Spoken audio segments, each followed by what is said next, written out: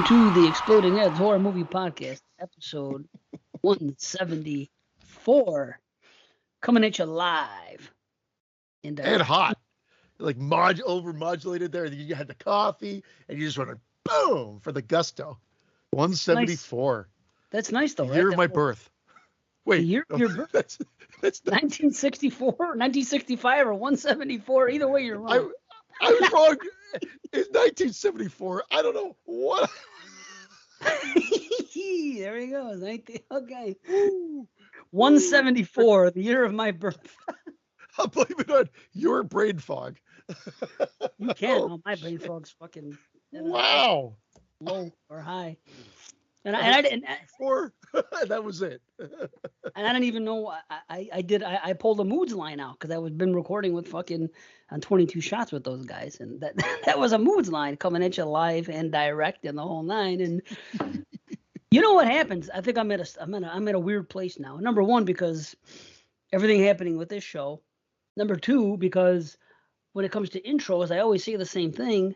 And then I stopped saying, hey, yo, like I used to say on Banana Laser or Skeleton Crew, because I was on Skeleton Crew not too long ago. And I said, I'm retiring the hey, yo, because it came from Scott Hall. And he passed away. He's a wrestler, in case you don't know. So I retired it on that show. As soon as they came in, I played him saying it. I said, I'm not saying it no more. Rest in peace, Scott Hall. And that's it. Out of respect, I'm retiring me saying, hey, yo. So respect.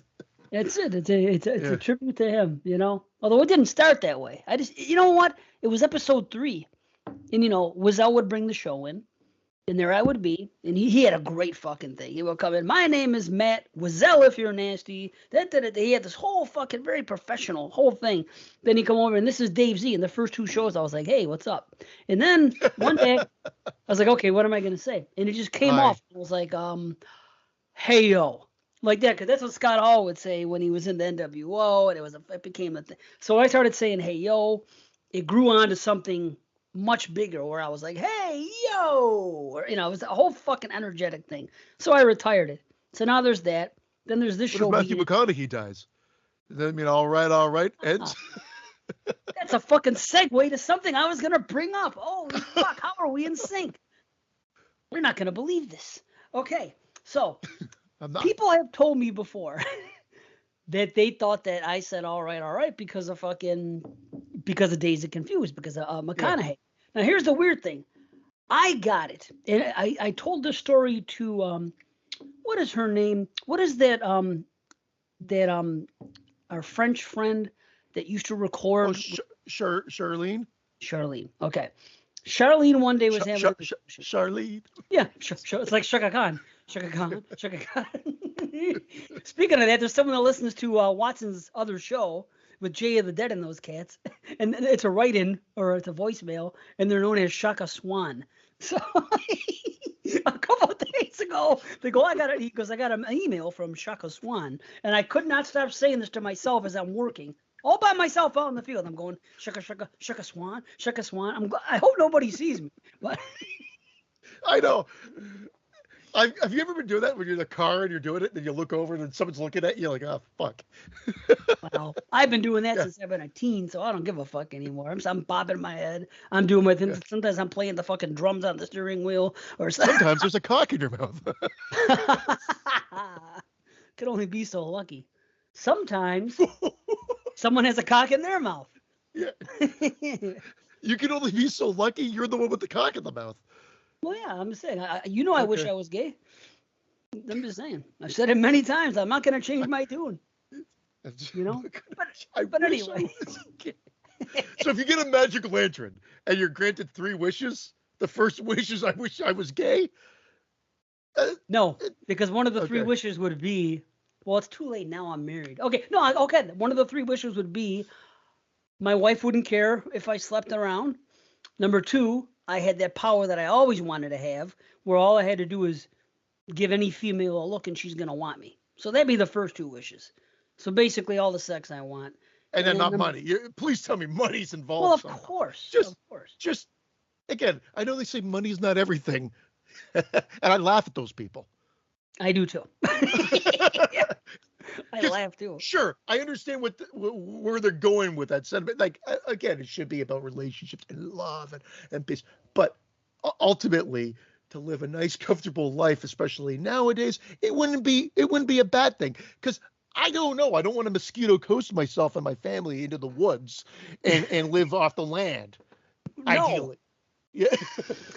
Well, see, now I'm thinking about the 3 wishes. See, I had to make an amendment. All my life, I used to say, pre-marriage, I would say the power to have sex with anybody I want. Well, they wanted to have. I don't want to sound rapey. I wanted to sound like I give them a look and they want me. You know what I mean? Like I can sleep with anybody I so desire to. I got you. Yeah. They're cool. Okay, so that would be the first one. The other one would be to have great health for myself and my loved ones, and the other one would be, you know, you name the amount. I would probably be conservative because you don't want too much. But still, no, I'll take $1 billion because I'll donate. So I'll say $1 billion. Yeah. Okay. So now I have to amend it because I'm married. So I can't, and I'm not going to BS people and say. Yeah. So 500 million. I don't. It's half with the divorce. Well, that's another thing, right? No, but it's like, yeah. Because I'm married, I can't disrespect my wife. I love her, so it's like, well, what am I going to do now? If she allowed, now I've never said that out loud before until you said it now. I said, well, I'm going to say she'll be okay with me sleeping around. That'd be the first one. Number 2, I get to choose who I sleep around with. Number 3, I can't neglect now my wife and my daughter and myself to have good health and my family. I don't want to see anything happen to them. So now, do I have to chuck the sex stuff out the window is what it's going to come down to. What about the 14-inch cock? The 14-inch cock's out the window? It don't matter. It don't matter about the cock. The cock don't matter. The cock don't matter because you can get in the door. You could have a 2-inch cock or a 20-inch cock. If you got natural game, you can and look decent enough, you can get into the door with a female. So there's my wish. Natural game. Fake it till you make it, homie. That's how I did it. Imagine you're the one standing out the window, all of a sudden, wait, what's that? And this cock and balls. Shit. I gotta figure out what I gotta think, because you're right. When money, and I tell Frankie this all the time, money. I gotta figure out what I'm gonna do. I want you after the show to be sitting out there with your glasses on and a notebook and like, okay, wish number 1. I really gotta think about this. Like, you gotta write 10 down. And can you do the 10 wishes? My dad always said, I wish for 10 more wishes for that. That's you're automatically not allowed. No, you can't. I love how Aladdin was the first movie, I think, to ever say an Ixnay on the 10 more wishes or whatever. That was great. Yes. I thought that was like great because it was the first time I ever said, hey, my dad always said that would be great. What would you do if you had 3 wishes? And he goes, right. I'd wish for 10 more wishes. And then whatever. And then I thought, oh, that's awesome. Which is great. And of course, then as a kid, I'm like, 10 wishes. Why not just say, I wish for an infinite amount of wishes? Yeah, why stop at 10? Yeah, right. Exactly. You got to think. See, my dad was being conservative. He was. Yeah, he wasn't being too selfish. You're right. 10. Yeah. 10 more, so a total of 12. Right? Yeah. That's okay. The dirty dozen. So, but it's like you said about money. It can't bring happiness. However, this is what it can bring. I always say this to everybody. Money solves every problem except health. And it brings you peace of mind. And peace of mind is what's the word I'm looking for? It's platinum. It's the top. Peace of mind is what you want in life. You want to wake up and have peace of mind all day and go to bed with peace of mind. And you can attain this with the right amount of money if you're smart and you know how to manage it. And you don't let it consume you and say, I got all this money. Now, what am I going to do to make me happy? And this is what I've been preaching to Frankie forever. Get money. Don't worry about anything else because money equals peace of mind.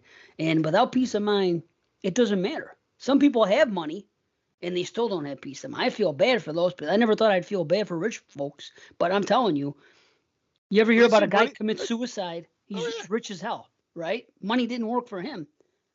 So it's that's why it's not the be-all end-all. That's why, that's why we have the saying that we were talking about earlier and everything else. It's just that like you still have to have mental and physical health. More than anything. And then you sleep well. Then you sleep as peacefully as you can at night because you and your loved ones are mentally and physically healthy. and you're financially healthy and secure too. And then everything's.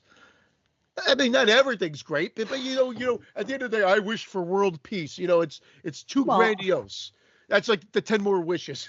you yeah, you're can't get right. world peace, damn it. No, you can't have world peace unless you change every single person's way of thinking. I mean, I guess you can do that, but then it becomes a dictatorship created by your mind. But I guess And I if don't it's want all that about peace, I don't want that monkey claw shit either, where you uh, wish for it and then all of a sudden it's like stolen money from a Colombian drug lord or something like that, and then they come after you because now you've got all their millions in the bank. I want it clean and clear. God damn it! yes, and Make dude, sure you write that in your journal when you're. I will. Sorry for cutting you off there. No, not at all. And next show, I'll get back to you on it. We'll have a cliffhanger or something. So we'll do our thing. But Cliffhanger. I gotta say that monkey's paw thing, and whoever started it, Gift of the Magi, whoever wrote that story first, which has been done and done and done again, what a brilliant freaking concept. Like I think that story doesn't get the props it deserves because it's really incredible if you think about that. Whoever sat down and said, okay, what if you had wishes, but everything has a caveat. This happens and this. What a great story, man. It's man. Yeah. But anyway, Right. Money. Yeah, you gotta get money. That's what I tell Frankie. Get the money. Everything else comes secondary, and then you call the shots. You could retire young. You could do this. You could do that. God willing, you're healthy. So, poor girl. She had a dream this morning. This may never have happened before. I got up. I come out of my room. Well, first my alarm went off, and for some reason, Sky, the white cat, was in the room. He was coming. He was crying about something. What's the deal, man? He's climbing up on the bed frame. He's walking back and forth. I'm like, Sky, what's up? He comes over, and I'm getting up slow. I'm not popping right up like when I got to go to work. So I hear something. I'm like, Sky, what's the matter? What's the deal? Then he gets up. Then I look up at one point, my eyes half open, and I look up and I see Frankie in the doorway to my bedroom. And I don't think much of it. I want to snooze for a few more minutes, just lay there. So I don't even let her know I'm awake. So then I get up. 10 minutes later, 15 minutes, I'm going down the hallway. Good morning, honey. She goes out to me, gives me a hug.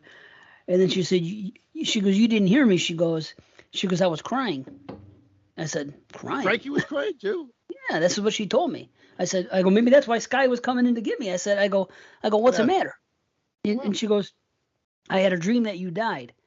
And then she hugged me tight, and I kissed her head, and she cried for like a minute. And maybe she's never had that dream about me dying before. I remember having this dream. I still have this dream. Because my parents, knock on wood, are still alive. But I still have this dream occasionally. And of course, I've dreamt of my daughter dying. So I had these dreams. But it's like maybe this is the first time she's had this dream and remembered it, because it really affected her. And I was like, man. So I felt really bad. I was like, it's okay, honey. I'm here. I've had the opposite. Don't get me wrong. We've had those bad dreams too. My wife will tell me every now and then. I'm like, God damn it, that's horrifying. Yeah. About like me or the kids or whatever. I have it the other way though too. Like and it's as emotional. I have it that my dad's alive still. He say, hey, I pulled out of the surgery, and whatever, and I'm like, oh, what?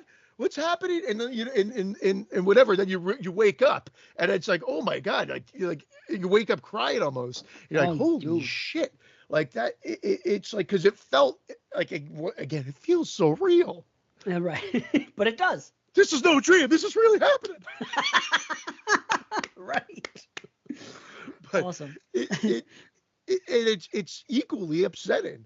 And whatever. And then you think, because you're like, all these things, hey, Dad, you've been gone. Like, there's so many movies we got to catch up on. I really want to hear your thoughts on this one. Hey, he would have loved podcasts and whatever, because it would have given a voice. And he just would have, I think it would have been something else he loved as well. So it just, all this stuff, you're just like, look at what's involved. And he was always a supporter of Apple. Never bought stock, was always hesitant because he didn't like playing the stock market. It wasn't for him. But he was a true believer in Apple from the get-go. We were the first one to have anything Apple. Apple IIc. And everybody laughed at us and this, that, and the other thing. And then, who's laughing now? I'm not laughing. I don't have stock in Apple. I'd be laughing if I had a shit ton of stock in Apple. Amen. Yeah. Boy, would you. I'm giggling ever so slightly at my old friends. You didn't pull a Forrest Gump, Yeah. And then he invested in some fruit company. And now we don't got to worry about work no more, or money no more. Yeah. That's great. No. Man. Forrest was much smarter than either my dad or I. Right. I feel you. So what the hell? So And he scored a girl with AIDS. Sorry. I'm always gonna defend her, and I always love her. I love that movie. I love that movie. I love my that. dad loved that movie. I remember my dad, like the emotional impact, because I remember him going like a verbal, like he went like, oh, like when, because he loved that. He loved things like we love something cinematic.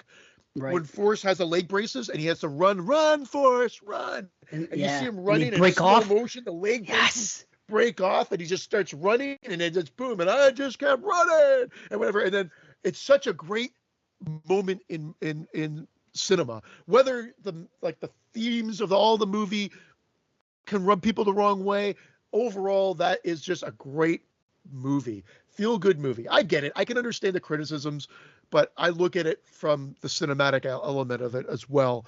And boy, do I love it. Although I was a big Pulp Fiction. I was pushing Pulp Fiction.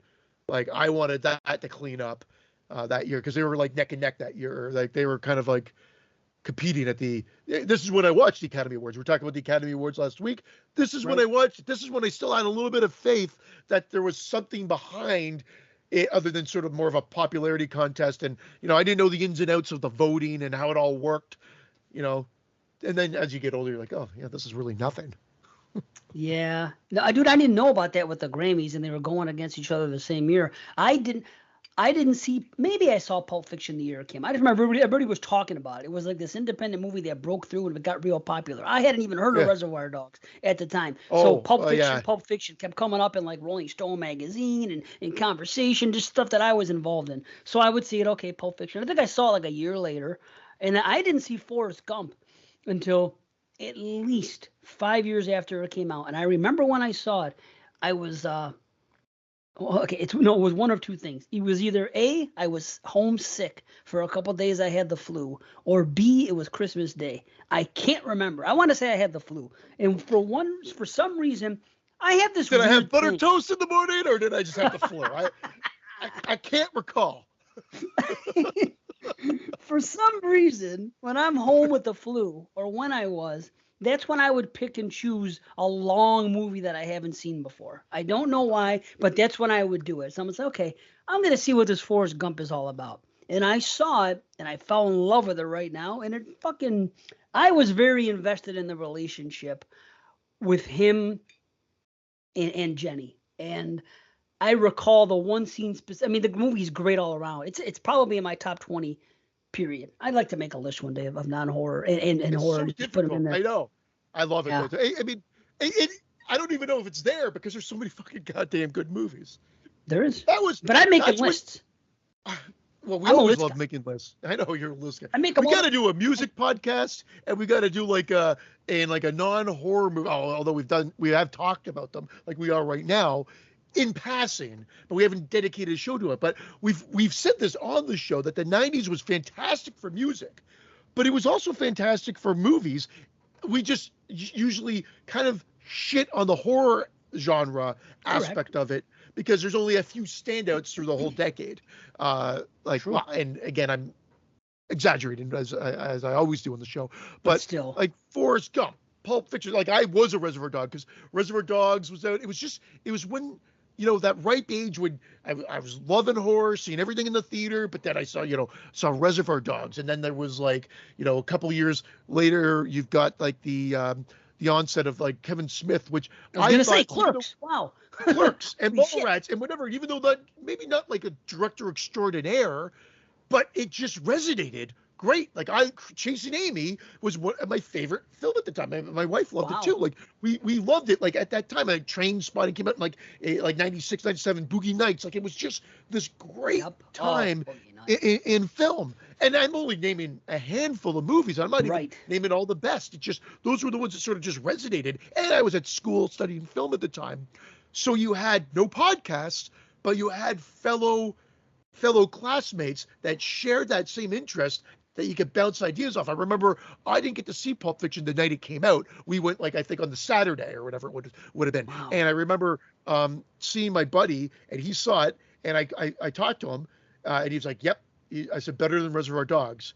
And he says, is it better than Reservoir Dogs? Is what I said. He's like, oh yeah, no comparison. He says this is like and he loved Reservoir Dogs. I just remember him saying, you're gonna love it. And then I went that night with another buddy from film class, and we were the ones laughing in the theater. You know, when the girl gets a stray bullet, when the guy they get out of that car in the accident, he sees Marcel Wallace or Marcellus or whatever his name is, right before the whole GIMP. Yeah, right before the whole GIMP thing, and then he fires his gun and hits the girl. She's like, ah! And he gets hit in the stomach. We bursted out laughing, and the people behind us were like, I just don't know. I don't understand how this is funny. Why would anybody find this funny? And then we just looked at each other. We started laughing even more. But it just like listening to that was fun. Yeah. Did you laugh when the GIMP came in and did his thing? Yeah. I was been laughing at that. Oh, we were losing our minds. It was just it was just like it was just something that no one really experienced. And when my parents finally saw it, they weren't fans of the movie. My mom said she recalled seeing A Clockwork Orange in the theater when it came out, and the audience members having similar reactions to that. I don't know if it was laughter per se, but just that she just didn't understand why anybody found this amusing or good or whatever. She wasn't looking at it from a cinematic aspect of it. She just did not like that film, and I don't think she could understand why it could be a classic now and whatnot, but she just never really liked that film. And Pulp Fiction, the same thing. My parents watched it, they just said nope, not for us. Because he knows what my dad was like, I know what he's trying to go for, just not for me. And too much language and whatnot. My dad, he's like, I understand a little bit for emphasis, but when it's every second word and the whole Jimmy, do you have a sign outside that says dead? You know, all that stuff. It's like you can't. I think it was just floored them. They're like, what is this about? And why am I looking at the back of this guy's neck for a 5-minute duration as someone's talking? It's just you just couldn't understand it. And I'm like, oh, it's just this new wave. And Tarantino, bless him, man. He said he was going to do it. He says his 10th movie will be his last directorial film. Because I think a lot of people think he's out. I don't think he said he was out. I think he might produce. Well, he's going to do the 10th movie, but I think he still might produce. And who knows? He still might write. He might write novels and stuff like that. I think he's going to still be around, but he said he just didn't. He wanted to get in and out from the movie directing aspect. So this is my filmography, and he could be happy with it and say, this is what I've done. And I just rewatched The Hateful Eight for the first time pretty much since it first came out. And man, it's thoroughly enjoyable. I still think I got to give Death Proof another watch. I'm still I got to say, based on everything that I've seen, it's between Death Proof and Hateful Eight, I'd be my least favorite. Now, remember, least favorite, it's still a fantastic film. Right. That's the thing with Tarantino. I agree. It's because when you say least favorite, it's how do you judge fantastic to great? It's just right. They're all there. I'll tell you what, it's funny you should bring that. Well, first of all, there's so many things to address. I know I derailed you because you're talking about something about me bringing up Matthew McConaughey, and then we got off on something else. Okay. Well, hold on, let me try to build. No, this is great. We haven't even really. See, this is cool. We're already, time's already flying. Obviously, we're alone, everybody. Yeah. Oh, is there an audience? Yeah, right. We're doing. There are people listening to this other than us. They're listening. I think they like this stuff, though. Which is good. I hope so. Is there an audience? We're in a theater. Right. This goes out to you. Right. Wow, what a terrific audience.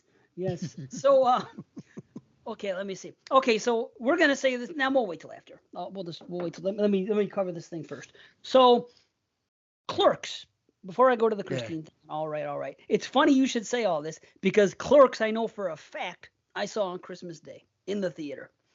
I know that because remember it came full circle. I was talking about Christmas earlier. I know the girl I was dating at the time. We went to this movie and I talked to her. I go, yeah, this movie Clerks is really good. And we went, kind of like sometimes when you're older, like teenagers and 20s and whatever, and the second half of Christmas Day, there's really nothing to do. When you're a kid, you're still on that buzz and everything else, and real adults are getting ready to go to bed the next day because they probably got to work and everything. So it's there I am at this point. I think we went to a movie at 7 o'clock. Let's go. The Clerks is playing. I want to see this movie. So I know for a fact I saw that, and I loved it. But okay, all right. Now, Charlene at one time had said something to me on the old account, and I don't know if it was a group text with me, you, and B and her, or it was just something that she said to me, a private chat. I don't know. I just remember I talked to her a lot more now than now. Unfortunately, I don't know where she is. Yeah. But she had said something to me about all right, and the McConaughey thing. And I said, well, listen to this. I said, believe it or not, and this is the truth. I told her then. I go, that didn't come from McConaughey or anything like that. That came to me. I don't know how I started doing it on the show. It was just something I did, like the Hey Yo came up. It's just a thing I did. But I started saying it. I got that from Jim Morrison. Jim Morrison would do it in concerts a lot, and he would talk. And I had these different Live Doors albums, and then he'd be talking like in between songs and this and that, and he'd be like, all right. He would say like just like that. So that became something I would say in real life a lot because I love fucking Morrison. I wonder if McConaughey got the same thing. I wonder if it continues. So this is it. Okay. Oh, sorry. I'm gonna go back to all this stuff, including Tarantino and everything, because when I was doing my solo cast and I was down with disease for all that time, I was doing my thing, and I watched another movie that's probably in my top 20, Dazed and Confused, for the umpteenth time. So I watched Dazed and Confused, and I have this thing lately where it would make sense to, like, if we're covering a movie now for the podcast, for example, like we are, it would make sense to sit down, especially if you've never seen it, to go and look at the IMDb facts and this and that and the other thing, just to educate. But a movie that you've seen 100 times, a lot of times you don't think to do that. By the time IMDb came around, I had seen this movie, so I didn't think about anything. Like I bumped into it accidentally yesterday. I started reading about Airplane, but that's another story. So I said, I watched Dazed and Confused. And then after I got off, I went over to IMDb, and I got off. Sorry. Yeah. Always a grade 5 in my mind. It's okay. I'm with you. So I decided to look at some of the stuff on IMDb. I don't know why. I was just sitting around, and I had all this downtime. How many times can I look at YouTube on the toilet or whatever? Because I don't do social media no more. So I'm like, I'm just looking around at stuff like this. How many times can I look at YouTube on the toilet? Well, because that's it. The toilet for me would always be the time I would go on social media. Now something had to replace it. So it became YouTube. And now I'm reading. Are you like a marathon shitter? Are you on the toilet for a long time? When I can. I do it when I'm given the opportunity. If I'm home, like if I'm today I'm off. If I'm home and nobody else is here, I quite enjoy sitting on there for 20 minutes because I can take my time and everything. I'm fine. Ordinarily, no. If I'm at work or something else or people are around, no. I'm a speed shitter one way or the other. I just want in and out. I just gotta get it done. I think we talked about this in the show. Like I had one of my roommates in university used to read The Catcher in the Rye on the shitter, not in one sitting, but like he would leave it behind on the top, and he'd come back and he'd read it, and that was his thing, and he'd be in there for 20 minutes. He'd like to take a shit and smoke a cigarette at the same time and read Catcher in the Rye. I'm like, I gotta get in and out. I don't want to be around my asshole any longer than I need to be. See, it's peaceful. It's peaceful for me. It's peaceful to go there and do my thing and take my time with it and have a real good one. It's kind of like taking a shower, but you're not standing up. You're sitting down. Like I take a nice long shower when I'm off and I have the time. Normal days I don't. Hell, I didn't today. Because I had to get up to do this. It's almost like going to work. I get up, I do this, I take a 10-minute shower, I'm out. But it's like on the weekend, I will take a nice long shower. I'll spend more time in there. It's just because I enjoy it. So it's the same kind of thing, except, you're not showering, you're sitting and shitting. But sitting is the important part. So I'm sitting down, Better than standing and shitting, where it just droops down your leg. You're like, crap. I should have sat. Oh, I couldn't even think of it. Now the mud flap won't work. I get my whole legs covered in shit. See? Right. So I go to the trivia for Dazed and Confused, and now I got to try to find this. No, it's okay. There's a whole bunch of stuff actually on this, and I was like, wow, I'm really, learning a couple things that I didn't know, and it's funny because I already forgot. So now I'm looking at it now. I'm like, oh yeah, this and this and this and this. Did you know that? Mila Jovovich, she doesn't talk in that movie at all. And I love her anyway. I thought that was her gimmick. She didn't talk in Return the movies I saw her first, and she didn't talk in them. I thought this Fifth was her Element. gimmick. Well, yes, Fifth Element, Return to the Blue Lagoon, and this one, she didn't talk much at all. Much, yeah, because I thought she had like a line or two, right? Well, yeah, you get not in Yeah. Dazed and Confused, no. She doesn't even have a line in Dazed and Confused. I don't believe Parker there's a Posey line. just talks over her the whole time. I maybe That's she where says I something remember Parker Posey that. when we were doing Scream 3, and I'm like, why do I know this girl? Oh, and then gosh, you you're mentioned old. Dazed and Confused. I'm like, of course. It just like, yeah, for whatever reason, I didn't. But I thought she had a line or two, but again, obviously not. Wow, speaking of Mila, look at this. Okay, Mila Jovovich and Sean Andrews escaped to Las Vegas and got married. Jovovich was only 16, and her mother had the marriage annulled. The previous year, Jovovich married Charlie Chaplin's first. Pardon me. Not married. Jovovich played Charlie Chaplin's first wife, Barbara, in Chaplin. Remember that movie? Because Yeah. she was Robert Downey Jr. 17. Yeah. Yes, she was 17 when she married 21-year-old Chaplin. Chaplin. Oh, they're talking about it in real life for Chaplins. I got confused. Okay, Charlie Chaplin married this woman. He was 29, she was 17, and who was subsequently tried for statutory rape. So there you go. Okay, I gotta find this thing. Well, the bottom line is this: if I can't find it, ultimately, what you said is correct. He, what's his name? McConaughey had heard him do this. Had heard Jim Morrison say "all right" 3 or 4 times. Oh, here it is. Matthew McConaughey's infamous line "all right, all right, all right" was improvised. He got the idea from a recording of Jim Morrison saying "all right" 4 times in rapid succession. The scene where he flirts with Cynthia was shot on the evening after McConaughey's costume filming, and he was not supposed to be in the scene at all originally. Writer, producer, and director Richard Linklater put him in the scene after enthusiastically approving of McConaughey's costume and started reasoning with him if Wooderson would be attracted to someone like Cynthia. Bottom line is, he got it from Morrison too. And that's in a roundabout way. Isn't that crazy? Yeah. And check this out. His part was actually smaller, and as referenced here. But you know the scene at the end, towards the end when they're on, joint subcommittee at the 50-yard line at the freaking when they're doing their thing, and the people that are it's what do you call it? It's McConaughey and it's Slater and it's Pink and it's his girlfriend and it's the other two, it's the guy and the girl. So they're all there. Originally, it was not supposed to be McConaughey. It was supposed to be the kid that was dating Mila Jovovich's character. The kid that freaking had the party and it got busted and he was playing the freaking. He kind of reminded a little bit Chris Robinson. Well, anyway, he was supposed to be part of that crew, but I can't remember if it's Jason or Jeremy. I want to say Jeremy. Oh, one of the Londons. Yeah. London, yeah. Jeremy London and this guy did not get along at all on the set. So to squash tensions, they decided to put McConaughey in that spot. And if you watch the movie, and I learned all this through here, of course, if you watch the movie, you're not really going to see scenes with London and that guy together. There was some type of, they couldn't get along or something. Even at that tender age. It's funny because that's like a who's who of stars to be, Dazed and Confused. I mean, even I think Kevin Smith made a joke. It might be on the commentary of Mallrats. Or it may just be an interview where he said, like, a lot of people saw Mallrats and just thought we stole the cast from Dazed and Confused. Nice.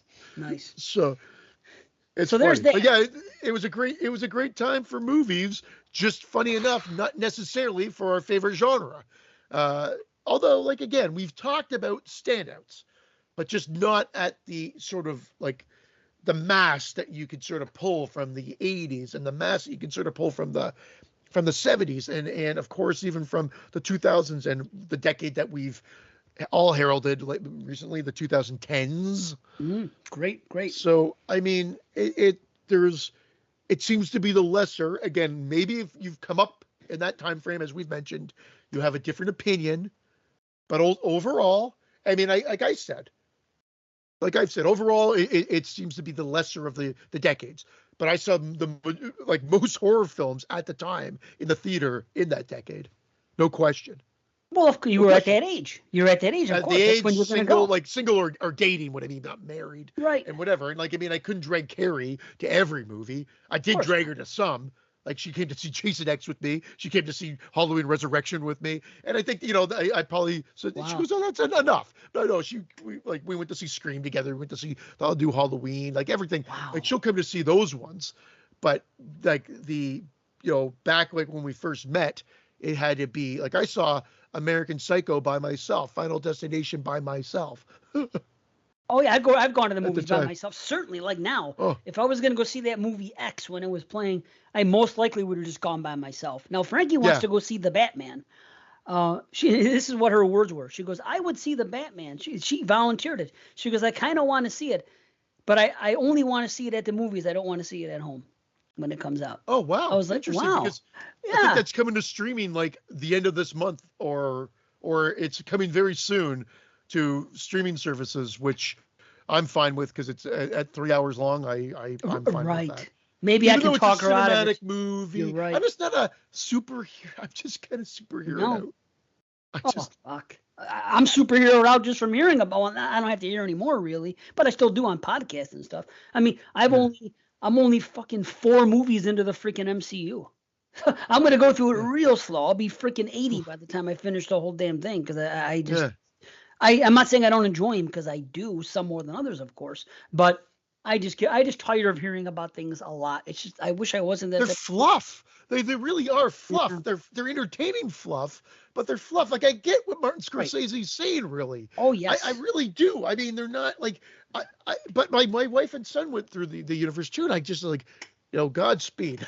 Have fun with it. Like, I like the first Iron Man. I love the third Iron Man. I love the first Captain America. I seem to be in the minority with. I love those first few that came out. And then I'm going, holy crap, that was great. Holy crap, that was great. Every time I've gone to see one, I've enjoyed it, but then I never really feel like going back to see it again.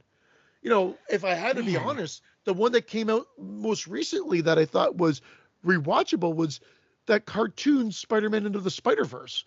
Like, that one, I actually thought had rewatchability because I love the animation and as well as the story there. So like, that seems to have the most rewatchability for me right now.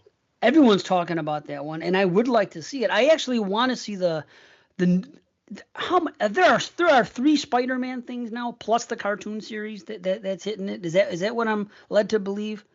Because like No Way Home has nothing to do. Go ahead. No, they are. There's 3 that have not Tobey Maguire. He's the old guy. Tom Holland. Tom Holland. So like he's in and they all have home in them or something like that. Far From Home, No Way, Homecoming, and No Way Home. Yeah, and I so don't that's even what know I'm if that's saying. So those are his trilogy of them. And then they had the cartoon one that came out in between one or two of those. And it was just No, that there's he another did the one. Spider-Verse. The Amazing Spider-Man, it was called. Oh no, that's a different guy. That was Garfield. That's what I'm saying. So there's 3 There's of 2 them. of those. There's 3 plus the cartoon. No, I'm saying there's 3 iterations of the Spider-Man thing. Yeah. Now. Oh yeah. There's yeah, 3 yeah, yeah. universes. There's the original one, Sam Raimi. They did another one in With Garfield. With the This Garfield is ridiculous. Guy. Amazing So they did Spider-Man 1 another and 2. one. This is Yeah. too fucking much. They did another one in the because here, and this is why I'm saying this. In the 2010s, they did another one, and then again in the 2000s. I could see once every 15 to 20 years. How the fuck are they doing this? And then another one in the 2000s. I think everybody said that, but then they delivered. So the problem was they didn't deliver, people would have been pissed off. But they delivered because we weren't going to see the Amazing Spider-Man either. And then we watched it on TV. And we were like, holy shit, this is amazing. And we all went to see the second one in the theater the next day. Because I guess the second one's coming out. We never gave the first one a chance. And then we loved the first one. The second one, The Amazing Spider-Man 2 was good. But the first one was good. But then the Tom Holland ones or whatever, those seem to be the ones that resonate the most with everybody. And I love Sam Raimi, but his definitely feel dated comparatively.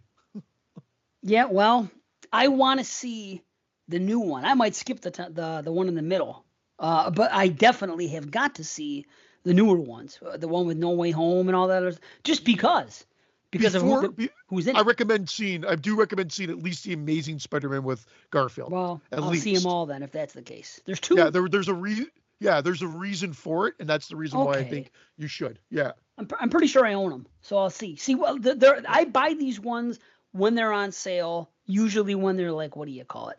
Very the crazy sale, like a $10 Yeah. thing or less or something. That's how I've collected the Marvels, very slowly, and I'm not giving them my full dollar. I'm just not going to. But I do have them all. So now the only reason I want to see, okay, not the only, the major reason I want to see Spider-Man No Way Home is because of who's in it. The girl that plays MJ is Zendaya, who I fucking love because of watching her in boy, my fucking brain because the show I watch, the what's the show I watch? Euphoria. She's the lead in Euphoria. She Oh wow. Bear and with I me one fucking second, love her. Dave. For whatever Yeah. reason, no one's getting my dog, and I can hear him barking up a storm. Get your dog. Sorry. I'll talk by myself for a minute. That's okay. So this is weird because usually there's somebody else here. And I guess I may as well, because of the day of the week, we're recording on Good Friday. And we usually record on, Sunday mornings. So this time it's a Friday. We just recorded last Sunday morning, I think. And we didn't have enough turnaround. It just wasn't enough time. Plus it's a Friday morning to try to ask another guest to be on the show. So that's why it's a two-man show. It's just going to be us today. It might happen every so often when needed. We will try to get guests when we need to as well. So as far as everything with B, obviously he's not here. We'll talk about that more when C comes back. But that's another story. So it's just the two of us today. So yeah, Euphoria. Watch Euphoria, people. Watch it and see what I'm talking about with this girl and just the show in general. So good. Well, now that I've mentioned it, I guess we can say a little bit about the situation. The two of us are here, and no guest today, and I explained why, because it's Good Friday. It's Friday. This is a short turnaround. It's 9 a.m. on a Friday. How many people are off? We'll get back to that in a minute because we started talking that before the show starts, and not many people, I think, are celebrating. It doesn't have nothing to do with celebrating. It has to do with whether or not you have to work or not. Is what's important. Well, I mean, I guess that's a matter of opinion. But anyway, okay. So we discussed it with B and everything else, and decided it would be better just to consider for his sake and for our sake and for the ease of everything, just to say right now we're gonna officially declare B on a leave of absence is what we're gonna call it. So it's like unpaid. Work, right? Unpaid for sure, right? Even though we're trying to pay him still, but he won't take it. Here, take the money. But an unpaid leave of absence. You better call the friggin' what do you call it? The labor people out there and fight with them like I had to when I had COVID. So so B, we are basically gonna leave it to him. When he wants to come back, he's going to tell us and he's gonna be here. We don't know when, but it's easier this way for him because we don't want him to have him hanging it over his head all the time because he's got different things going on in life. So it's one less thing for him to worry about, or he has to feel maybe obligated because we discuss it, we talk about it, okay. But the thing is, it's also tough when we don't know in a short turnaround. And then we have to go searching. As you guys have heard, every time we've had guests, we basically said that it was short notice. So now we said, hey, why don't we do it this way? We discussed it, and this is the best way to do it. We will have guests when we want to have guests, and maybe we'll have a couple things like this when we have this until B comes back. And that's it. At least we know that's going to happen. So unfortunately, yeah, you're not going to hear Brandon until you hear him, but I should just put sound bites of him in there right now, as if he's with us constantly. We've got like 170 episodes without Brandon, or with Brandon. I should just interject him right now. Right? Like when he was stumbling over math. Yeah, I'll handle the math on that and all that stuff. That I'll just interject that every now and then. You'll just hear him in the background for no reason whatsoever. I want that soundboard so fucking bad. I think I would be a whiz with a soundboard. Of course, it would be time consuming because I'd have to go back and listen to all the old shows and know when to record it and put it in hot. But I'm telling you, I think I was born to be a freaking a soundboard guy, to drop things into shit and to find things. Like I'm telling you, a Fred Norris? You want to be like Yes. the Fred Norris of the show? Yeah. Yes, I believe I have the ability. I have the mind of a producer. I just don't have the energy. And I have very, very, very, very, very little patience with anything electronic, simply because of this. I figured out why. Technology is what it is, and all these advancements in technology are literally made to make life easier for people. So I expect things to kind of work what I pay them to do, to work. Like you would a human being. If you paid a guy to fucking fix your plumbing, you expect the plumbing to be done and shit not dripping and freaking them not dropping wrenches and everything else happening in your house. So if you pay someone to do work, I have the same opinion on if I purchase a computer. If we're in the technology era that we're in right now, if I buy something, it should work the way I do. Same goes for a phone, everything else. And I realize nothing's perfect. These are electronics. They're made. However, every time I do anything with fucking anything electronic, it's a damn hassle. And I'm telling you, and it's not because I lack the intellect or the technological prowess to do it. It's just me. And people don't believe it until they see it firsthand. Like people I've told this, and they're like, no, you got to be doing something wrong, or manhandling, or this or that, or you're being impatient. Listen, I treat everything I have like gold because of this, and I go the extra mile. If you were impatient, you couldn't do what you do. I'm so impatient, I can't even think to do it. But I do have the mind of it, and that's what sucks because I'm fucking, my wings are clipped. There's things that I want to do, and I have these challenges, right? And I've been doing this since I was a kid. I hear his white wings are clipped. Yeah, they are. Yeah, white wings. Nice.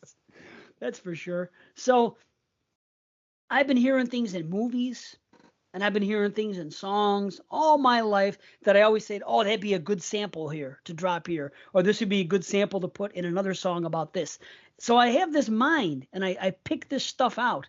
And it's the same thing with these shows. I always hear things, and I'm just like, oh, man, that would be funny to have here. And to drop it here when someone does this or whatever. So, but the thing is, the dedication it takes and the time it takes to do all that. I don't know. Jim Morrison, all right. Hey, right, all right. You know, I just don't have that. So anyway. Oh, I got to be honest. So here's my thing. I will dedicate. I could do the editing, and I take time doing that, but I've come to expect that everything should just work. It's got to be a well-oiled machine. So when things don't just work, like what we got on today, and these weren't connecting automatically to my computer like they do 90% of the time, and I was getting frustrated, it's because I just expect it to work. It is technology after all, but I need it to constantly work like it's at 100% constantly. That's the way I am. And I need, come on, let's get going. At work, I'm bad. I feel like I would be, I don't know what I could lead, but I'd be demanding in a weird way. There'd be no micromanaging, but everybody needs to be on their A game constantly. And I like getting responses. If I send something out, I need a response almost immediately. I'm one of those. I'm not thinking I'm that important, but I just say that we just need to get things moving. I can't wait another day for the next part of the solution to come into place. It's got to be, okay, we need this now so we can get this done within the next hour or two, that type of thing. And again, I don't think it's demanding. I think it's just the reality of the situation. I have a sense of urgency, and I need everybody else to have that same sense of urgency. And it's just not reality. It's just not reality, but no. Oh well, that's the way I am. That's I okay. Need that to happen. And again, I'm impatient when it comes to driving. Like you said, you just I try to get that mentality. We're gonna get there. We're gonna get there. Don't worry about it. Let's just do it. But if we're at a light and someone's not moving, I'm not honking on the horn like when I'm in New York City. I can't do 2 that. seconds after. But I'm just I'm sitting there. I'm and now I'm like, okay. 1 Mississippi, 2 Mississippi, move it for fuck's sake. Right. Eventually. In my mind, yes. Come on, let's drive. I'm not yelling it out the window at them, but I'm yelling and I'm like, what? Why am I? We're going to get there. But it's just, come on. I can't control that. Yet You know, you're talking about wishes. My mind would be remove that from the situation so I can get from point A to B. Yeah. No, I'm Get with this you there. obstacle out of my way. Wish Yeah. one. I don't like stopping. I don't like stop, but I can't honk the horn at anybody unless it's an extreme thing, and I can't. I'm very. I wish I Horns have had gotten it. nicer over the years, though. Have you noticed that? Now it's like, True, and before it's it was like, right. like now it's like, it's almost like the horns. You honk the horn, you're almost embarrassed. You're like, Right.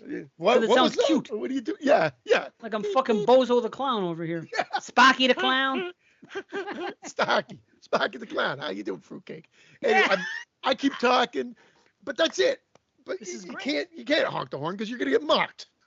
Well, that's just it. There are ways to honk the horn too. If you want to be an asshole, any horn pretty much sounds bad if you hold it down. Yeah. Then you know, okay, this guy behind me is a real fucking Like you're on a asshole. convoy or something for gas. Right. Convoy for freedom, not gas. Freedom. Let me be honest. They didn't care about gas, even though it was costing them an arm and a leg to get from point A to B at the Don't time. even. Yeah. Fucking people. So Yeah, that's the assholey thing to do. I can't do Lay that. on it. I can't. I don't even like honking. I'm so fucked up mentally that even for my job, I had to read a meter the other day, and it was as I was exiting a parking lot. In the parking lot, there's people in this parking lot. So I'm exiting the parking lot, about to turn on a busy street, but the meter I have to read is by the sidewalk in between the street and the parking lot. So there's nowhere for me to park except coming out of the parking lot. I can't stop in the middle of that street. It's impossible. So I can only park right where I am, park my car, put my freaking flashing beacon light on top of my vehicle, which is great because it's basically anybody sees that, they don't fuck with you. Okay, this guy's working. Yeah, they for the know you're city, working. whatever. Yeah. It's fine. But I still don't like to do that and park there because I know that people behind me want to take that right-hand turn. And I'm in the right-hand lane. And I'm like, and I got to stop the car there. And I'm like, okay, I got to read this quick. But I am uncomfortable even doing that for 30 seconds to get out, put my beacon light on and my signals, my hazards, and going out and reading this thing for a freaking minute and then coming back. Because I know the people behind me want to take that right, and they can't take that right from the left side of the. But that's where because the you exit. care. I know. This is the There problem. needs to be more people like that, though, because I do the same thing. I'm like, we can't stop here. Some people just stop. No, I'm here. Boom, done. Whatever. You're actually thinking this. Most people don't even give a shit about that. They're just like, no, done. Beacon on. Fuck you, life. And then I'll take my time doing this. I'll even eat a sandwich if I have to. You care, and that's what's missing from the general population. I agree, but it's never going to change because I'm a golden rule guy. I treat people the way I'd want to be treated. And I hate, because of my impatience and things like that, especially if I'm honestly only if I'm at work because I'm really never in a hurry to do anything. So if I'm at work and I'm trying to go somewhere and somebody does that in front of me, now they don't know it because I don't make a deal. But inside, I'm saying to myself, or I just might be saying it out loud in the vehicle because nobody can. I'm like, what the fuck? Fucking move. I'm doing like that. I don't want to incite a negative feeling in any other human being. That is my goal in life. Because I don't like when people incite a negative feeling in me. Same thing with the ATM line. Mm-hmm. If I go in the ATM line and there's somebody behind me, I hear you. I want ass to mouth immediately. I ain't waiting 10, 15 minutes to get it. It's got to be immediately, of course. The longer it goes, the worse it gets. No, but if I'm never in go that mouth line, to ass. Nope. You never go ass to mouth, right? I screwed up my own line. I know you did. Screwed up my own damn joke again. MTA. Anyway. So if I'm in that line and there's people behind me, I almost I'll leave. If I know what I'm doing is going to take more than like a minute, if I'm depositing a lot of money and taking something out and doing different accounts, because I don't go inside a bank, I will only set foot inside a bank if I absolutely have to, and there's no other. And I've been this way forever. COVID just emphasized everything even more so. And now my mentality is I'm not going anywhere. And I'm fine with that because I never wanted to go anywhere in the first place. So now this is happening. If I have people behind me, if 2 or 3 cars pull up, I'm already having anxiety. I'm like, oh, fuck. I don't want to hold it up because then I feel bad. There have been times that I've been there and I've pulled around and I have come back in the line I was just in, just because I don't want to piss people off. Because it's That's one how fucked transaction. up I am. That's what, if you're going to do your whole daily banking, you got to do multiple trips. But people don't think like that. They're like, nope, my turn, and I'm going to do 10 transactions at this ATM. No, one transaction, go, because everybody else is in a hurry. Otherwise, you go into the fucking facility.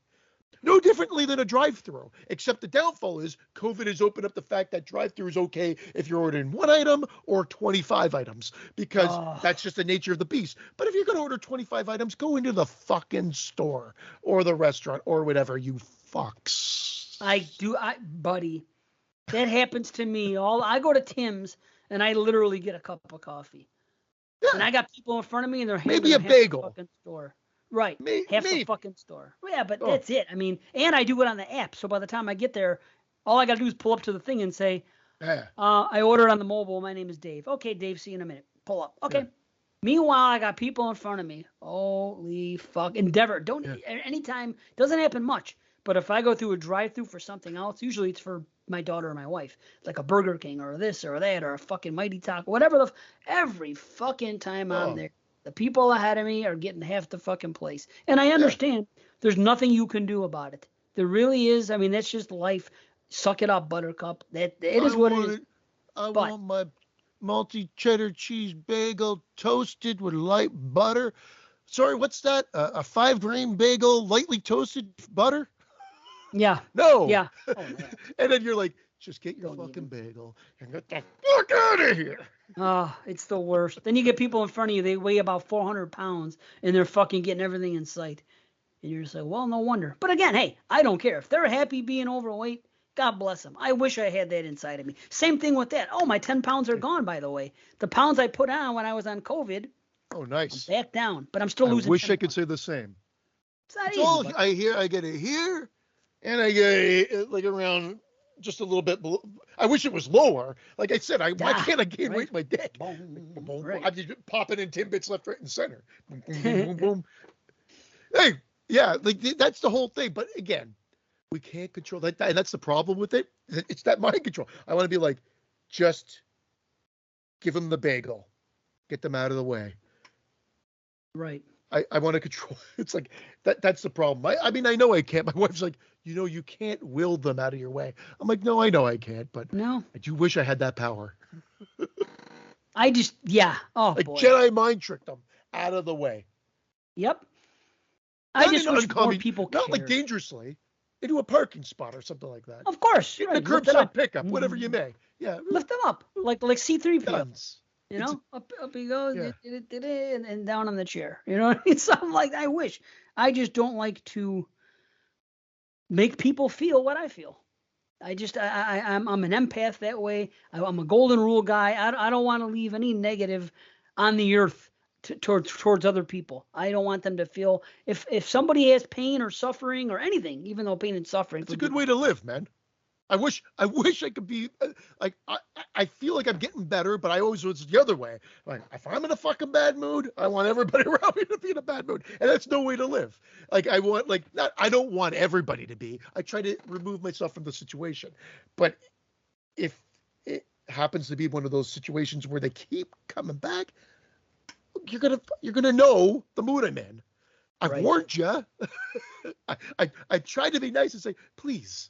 Space would be good right now, but if that can't happen, then eventually I'll just here's the situation. I get angry, but and I will too. Real angry. I get fucking. I'm very, very extreme. I go into fucking deep, dark, fucking bad places, bad fucking suicidal fucking shit, fucking thoughts. But when I do that, I may have a bitter look on my face and I may be angry. But if somebody walks by me, I still smile and I say, hi, how you doing? I don't fucking translate that. Yeah. Right. I tried to, but again, like there's so many things that go on in everybody's day-to-day life and whatever. But it gets like, I just be like, I'll be like, what the fuck is going on here? And I'm not even going to give an example because it's so petty.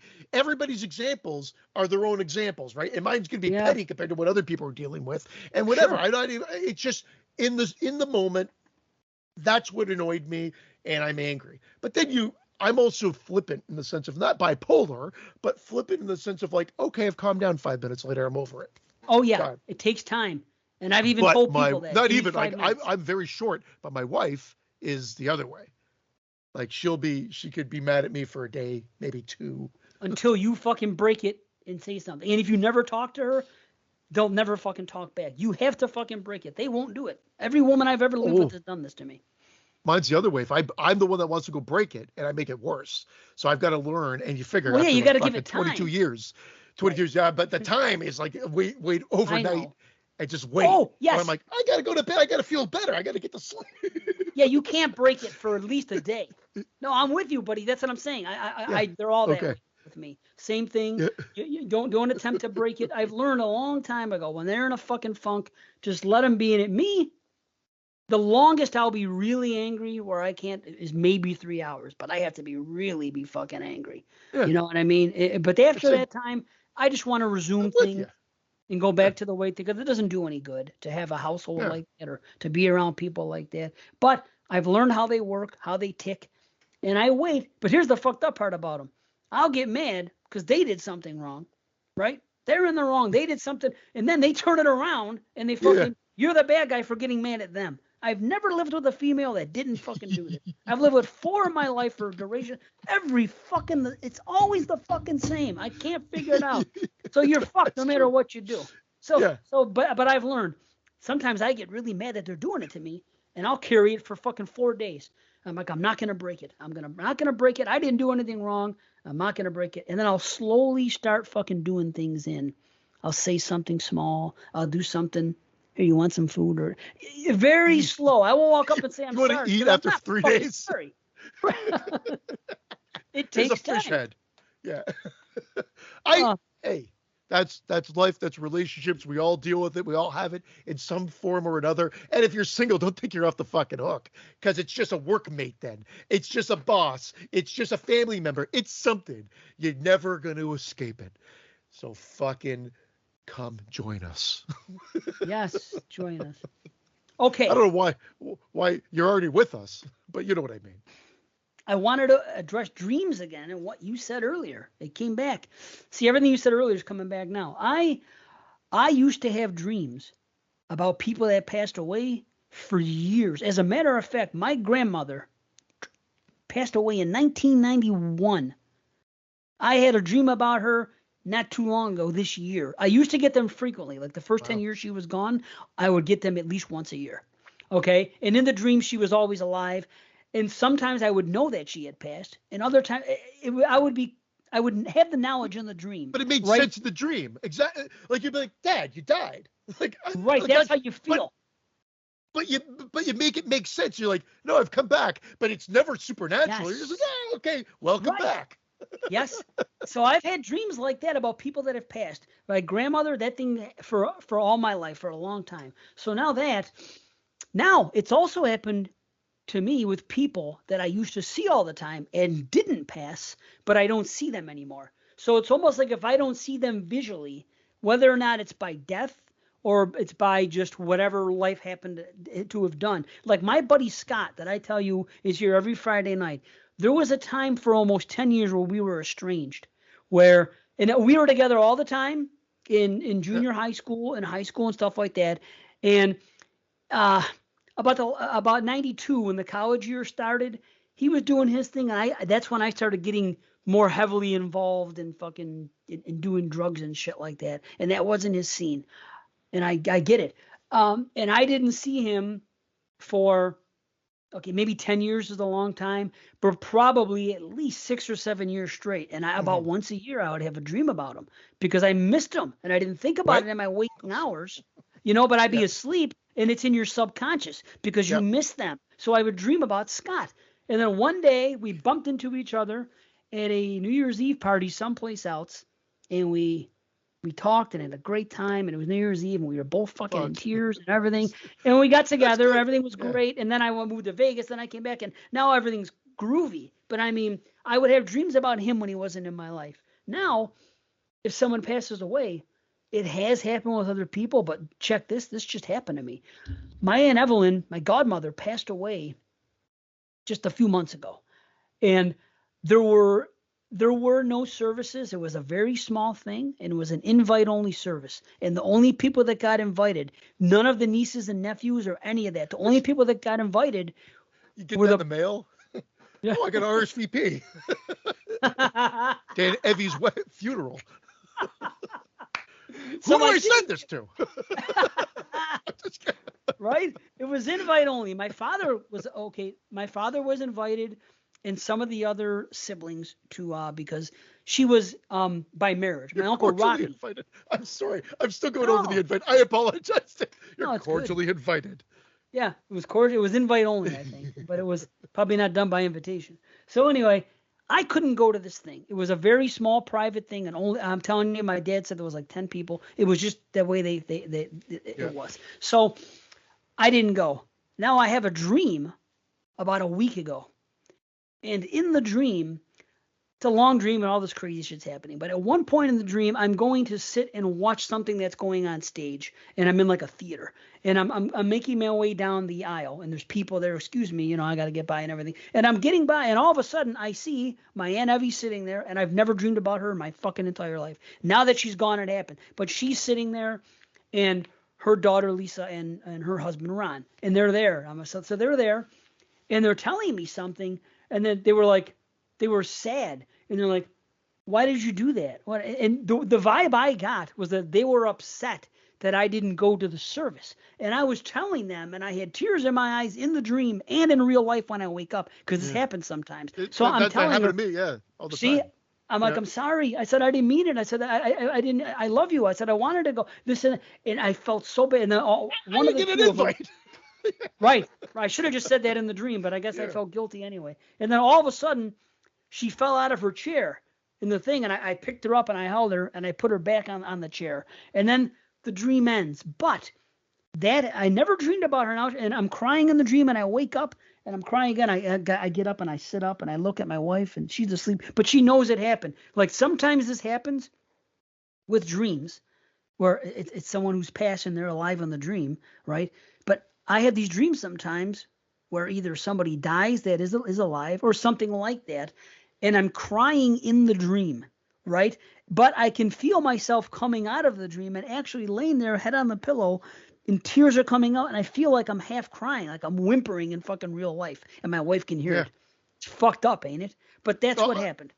I've done it numerous times, and I wonder what that means, because there's got to be like more to it if you analyze it or whatever. Like, if you dream about losing a tooth or if you're falling, it's supposed to mean something or whatever. But losing a tooth, I think, means you're coming into money. So fuck that. My teeth always fall out. I'm fucking scared of that thought in dreams. I've never come into money. So I always have money.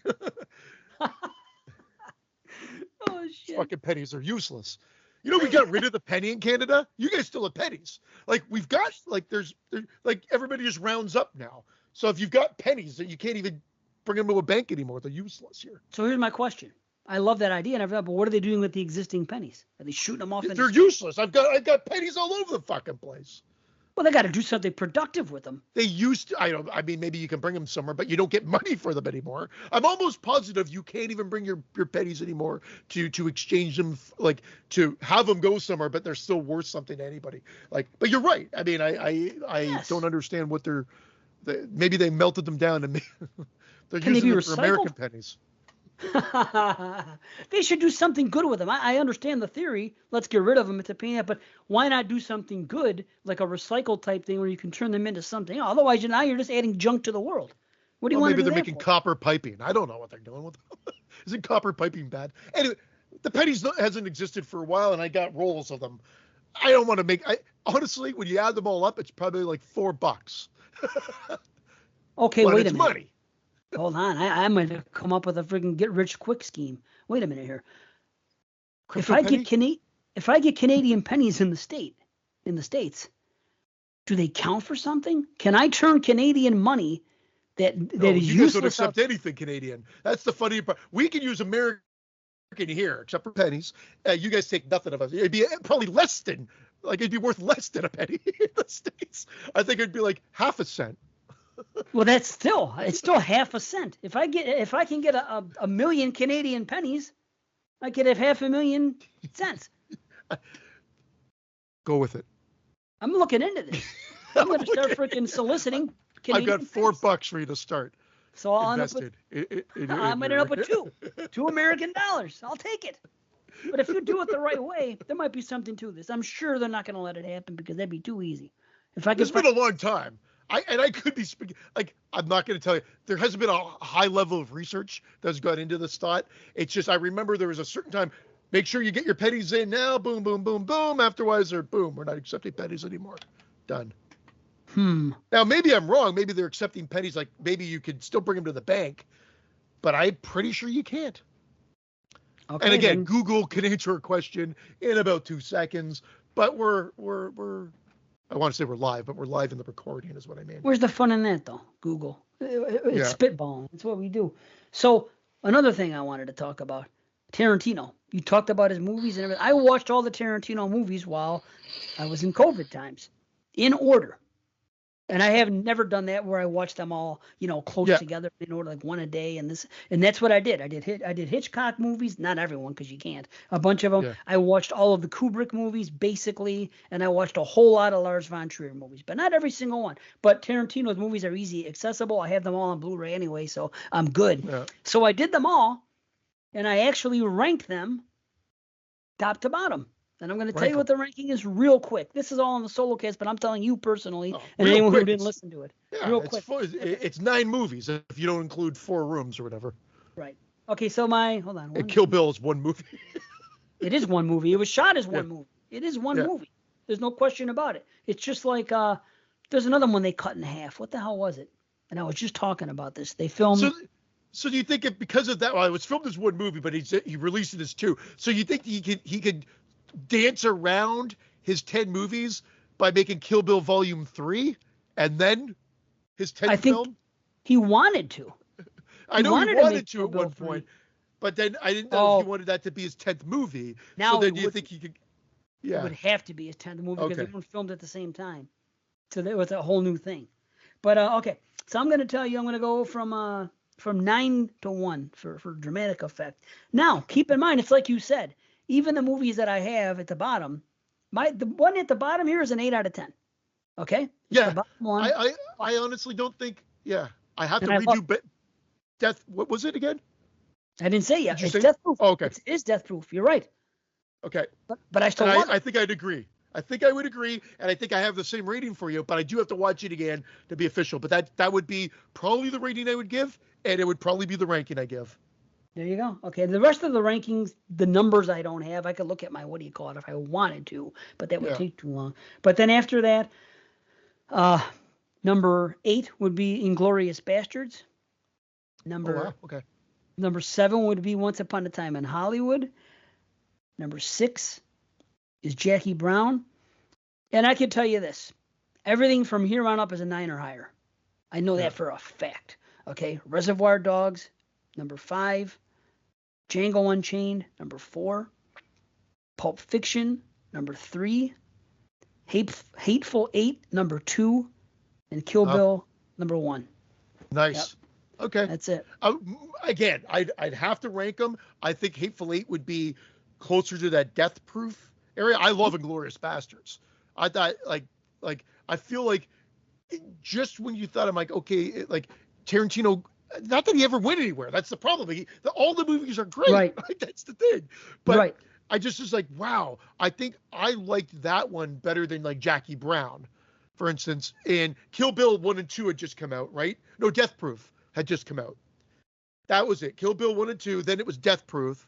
And then it was Inglourious Basterds. So I'm like, okay, he's back. Because not that Death Proof was inherently bad, like we were just saying. Not at all. It was just like, I was so excited that he was doing this grindhouse thing and it was horror.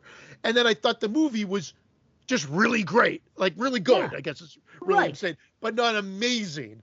And I Correct. wanted it to be amazing, and I think that's how it sums up. But again, what a track record! Because what a Right. track record! Because Incredible. once again, I would probably say 8 out of 10 for Death Proof right now, but it's the one that I've seen the least and the one that I have to revisit now. But I loved Hateful Eight. It is freaking long, as all of his movies are. Oh, I but loved it. God Wow. damn, does it just. I love the score. I love the way it unfolds. Yeah. I just got the Blu-ray of that because you know what? Inglourious Basterds got a 4K, and I heard bad things about it. I heard it was not a good 4K. Right. True. And then Once Upon a Time in Hollywood, I actually have the digital 4K. So I'm like, okay, I'm cool. Like I've got his filmography. I've got some of them still in blue, or sorry, some of them it's still in DVD. Like Reservoir Dogs, Pulp Fiction, and Jackie Brown in those beautiful little cases. But I just want them in blue, and I don't actually think I need them in 4K because I think the blues have done a very good job. They're great qualities of them. They're always on streaming services, so I feel like I'm good. Now, if they come up with like a Hitchcock set, like when he does his 10 movies, and they have the Tarantino set, obviously then I'll probably bite and buy that set. But I'm not going to do the individual ones because they're going to do the set of the Tarantino collection when it's available. So I'll wait for them, and I'm happy with the blues right now and everything. But yeah, I definitely have to watch Death Proof again. And I loved Once Upon a Time in Hollywood when it came out, but it's just because there's so many great movies there, I really have to juggle them around and figure out how they will all play out. Definitely. No, they're all, again, like you said, they're all great. He's fucking 9 for 9. And honestly, I'd probably say the other ones are all 8.5s. And then 1, 2, 3, 4, 5 movies are fucking 9 out of 10 for me. So it's like, I think they're great. Once Upon a Time in Hollywood. You have any 10s? You give Kill Bill 10s? Oh yeah. Kill Bill's a 10 for sure. Do you have a preference of 1 or 2? I don't consider it a 1 and a 2. I just consider it one long story. But if I had a gun to my head, I would say 1. So same with me. My wife swears just about by 2. Everyone. Really? Yeah, my wife loves 2 more. That's so cool. Then, yeah, so she prefers 2 because she says there's more story element there that resonates with her. She loves 1. We watched that on New Year's Eve, I think, and then but she would say that 2 is her favorite. But I would love the set because it's been long rumored that they were going to do the one long movie version. I have it on DVD, the whole bloody affair. But it's but that was a fan-made one, right? Oh, I don't know. No, I think it came from a Japanese import. Oh, really? Yeah, okay. And it was bootleg somehow and this and that. Okay. Yeah. I have for whatever reason that wasn't legit, but maybe it is. But it's only on DVD. It's DVD quality. It looks fine. It's cool because you get all the blood and the fucking, in the house. Which that's the thing.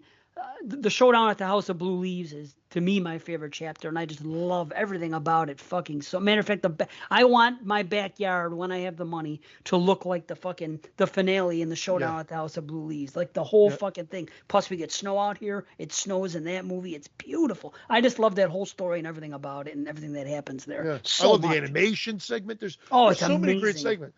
And there's great segments in the second, but that whole scene in the hospital with the split screen, it's like, it has everything that I love from a cinematic experience. Because again, we're watching a movie, so like when they use split screen, which is why I love Brian De Palma so much, it's just integrated like almost seamlessly into the story.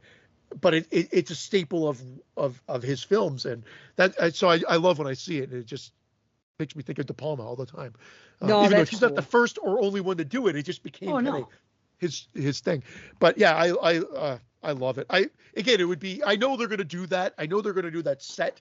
It'll be the definitive set. So there's like right now, I'm very happy with having the Blu-ray versions of everything. Yeah, and the 4K doesn't look great. I have the 4K of Once Upon a Time in Hollywood, and it's fine. It's nothing that I write home about, though. And we know about Inglourious Basterds, so maybe another company will do it the right way, do it better. But, I mean, we'll see. I don't know. And one more thing, I have a correction about last week because I got off and I was thinking about Mike. I think you're wrong about that, buddy.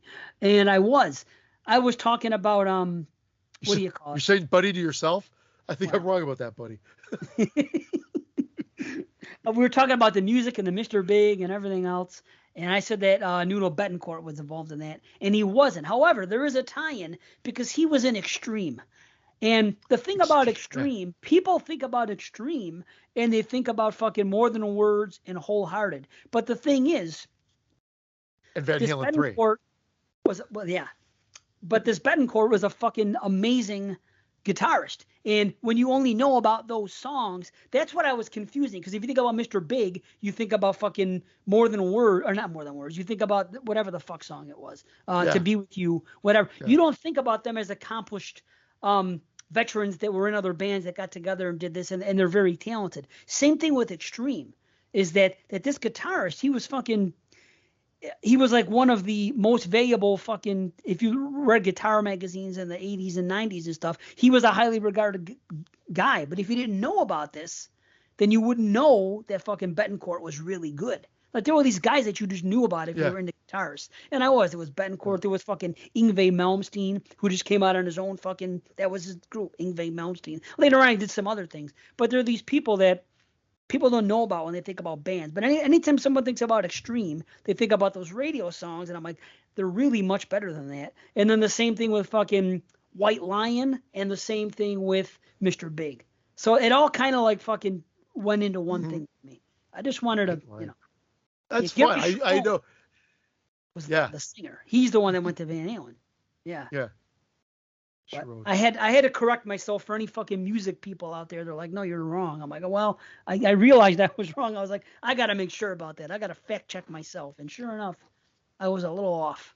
So there you go. Gilbert Gottfried died since we recorded last.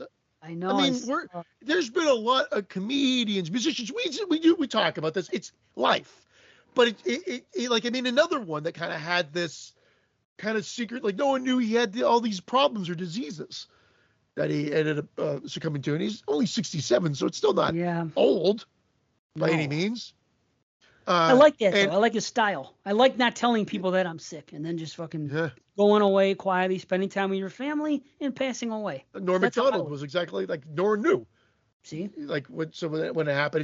It's just that these, like, man, I listened to him on Stern religiously. Yeah, I knew him from the movies too. Obviously, he even had a part as an annoying DJ in The Adventures of Ford Fairlane with Dice. So he's been around for decades, and it's just like some of his bits, like when he makes fun of Dice. If you just Google, Gilbert Dice Clay or whatever his name is, or whatever, and just him, like he doesn't even get a joke out. It's like, well, what are you, a homo? Wow.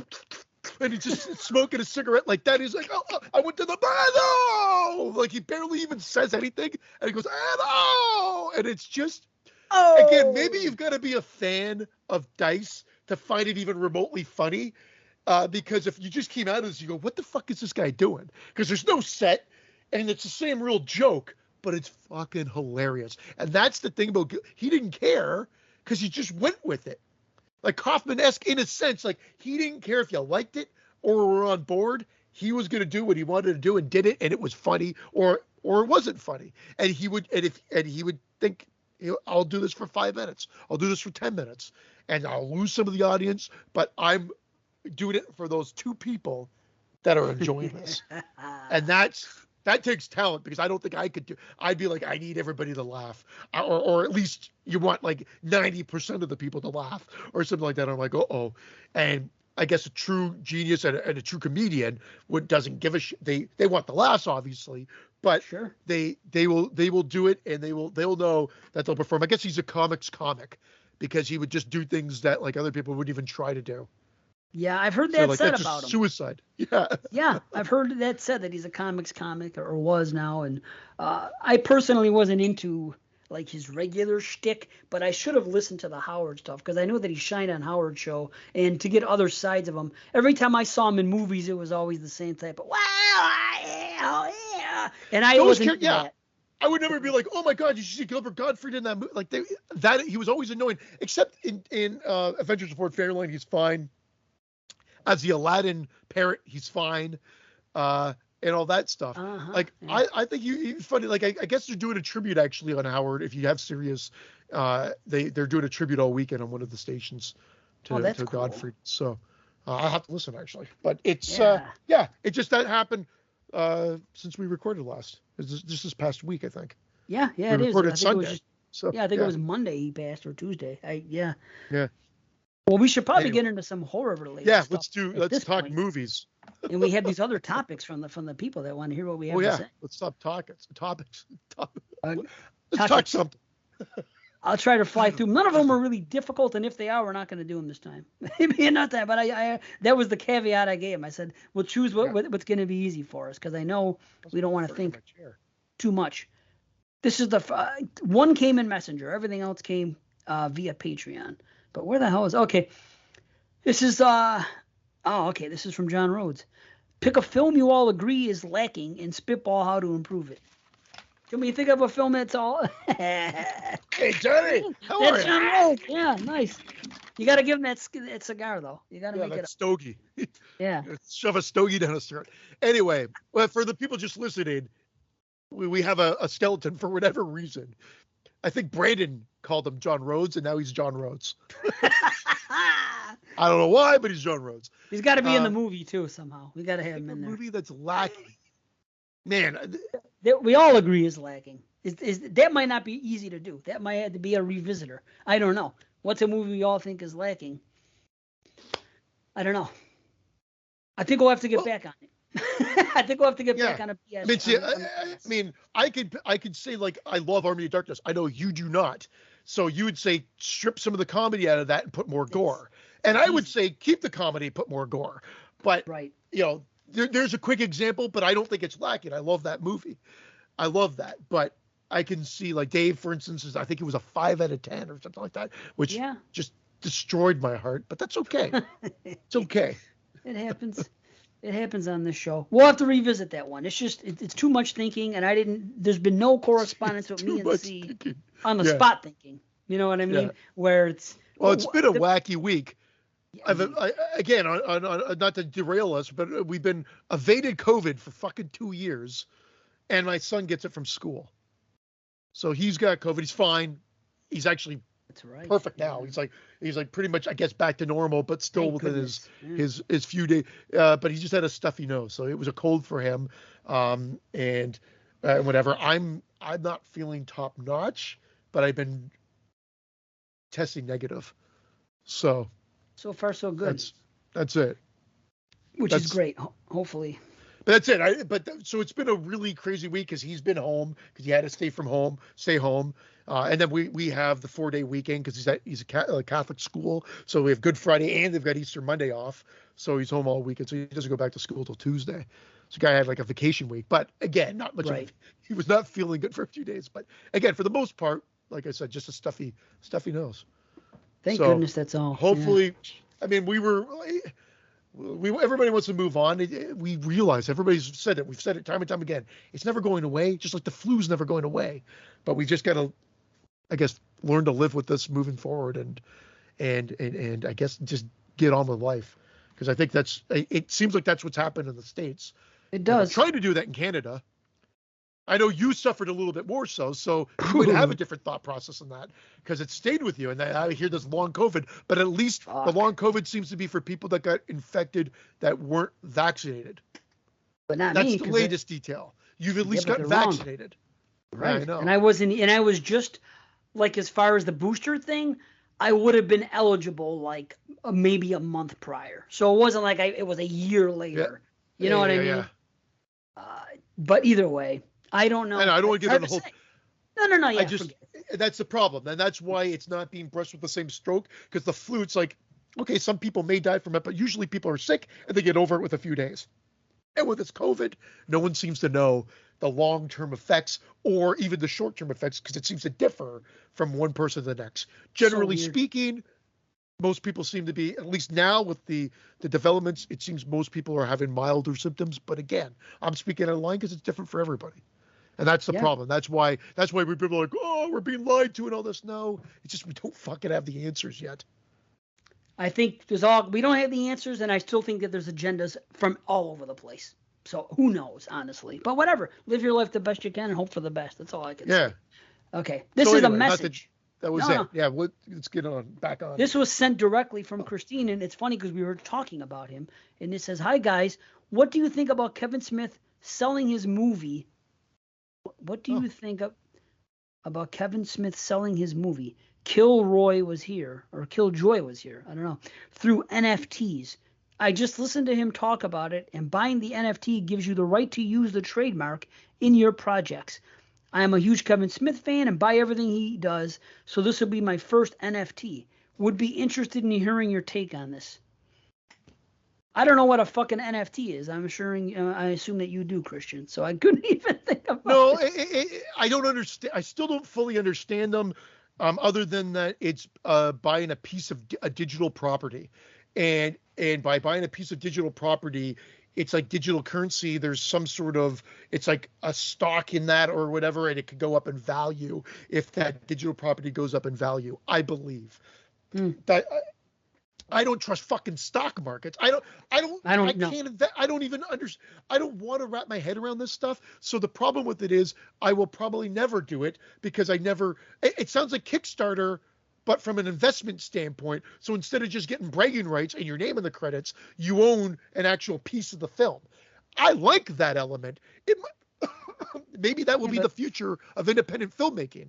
Maybe that's how we make our movies. Instead of Kickstarter or just Patreon, we have to do NFTs. But until I understand it, I can't fully embrace it. But it sounds cool if that's going to be the future of filmmaking, and you've got someone like a Kevin Smith that's got the clout that could generate an actual budget. I don't know how it works. I'm assuming her money goes towards the production, or if you invest, it goes towards the production of said film and whatever. If that's the case, then it might be a really cool avenue. I'm not against it. I just don't fully understand it.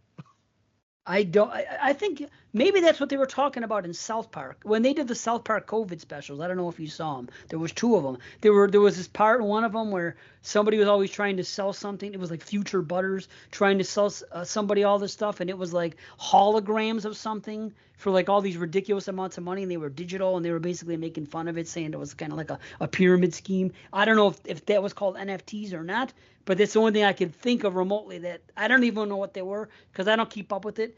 Because my opinion is most things are like a pyramid scheme, so I just fucking don't even fuck with it, Cryptocurrency. But I don't know. You're either in or you're out. I still feel like I'm out, and yet people make millions and millions. And it's too. Well, they say it's never too late because now they put all the apps together to make it to always allow you to get a piece. You get like a little, but you had to be in 2012 or whatever, and hold on to it. And I just can't. My mind doesn't work that way. So I'll never be come with that. Exactly. It's like, can you buy stock in Tesla? Sure. Has it passed? Maybe not, because they could still grow and they could still evolve. But I don't know. Like you got to have jumped in way back when. Ideally. I can't even get into that type of conversation with things like that. I just can't at this point. Now that I read another job, I'll have more money. Yeah. But because she's going away. Irene's she got hired for Southwest as a flight attendant, so she's going back to the flight attendant, and that's the one gig she always wanted since she first got in the airline, because I guess they're great to work for and they pay the most by far. Well, that's great, yeah. But what about the mask mandates now? They always have to wear masks on planes. I know. I've been trying that. I hate it, but you have to. And you get used to it like anything, but again, you're already in a fucking tube. People you don't know are inches away from you, and I'm wearing a fucking like a mask. I get it, but I don't want to get it. I don't want it to exist. I want that part to be over. I want to be safe, so I don't care. And it's only so often I'm on a plane, but if that's the way they want to do it, so be it. I'm not fucking fighting that. And if it gets people kicked off, then it does. Then it makes more room for people that will wear a mask. I'll wear a mask. I'm not gonna be one of these yahoos that are like, I want to get me off this plane. My rights are being violated. I go, fuck yourself. Get them off the plane. They have no rights. So we can fly out of here. Throw them into the fucking propeller for all I care. Whatever, dude. There's way more issues with a fucking mask. We've been fucked. I'm not talking about the government. I'm not saying nothing. Let's get to these questions. Yeah. I told you I wasn't gonna do it. Yeah, yeah. I'm not gonna. He stopped himself. It's all good, folks. I didn't. Why even? Keep things positive. Okay, we only have like 9 brought it up. responses here. I brought it on up. this. Sorry. Yeah, no, Yeah. but you know how we are. It comes in and we spitball. Okay, Chris aka Scott says record a full commentary for the Prey. That's what we got from him. Gary Miller says I'm with Chris. Yeah, this is what it is. And here's another long insect shot. I think the caterpillar is going from left to right on the screen. What do you think this means, Dave? Do you think this is the fight of our main protagonist here and what they're up against later in the? No, it just seems to be filler. There it is, guys. There's the commentary. Yeah, wow, amazing, amazing.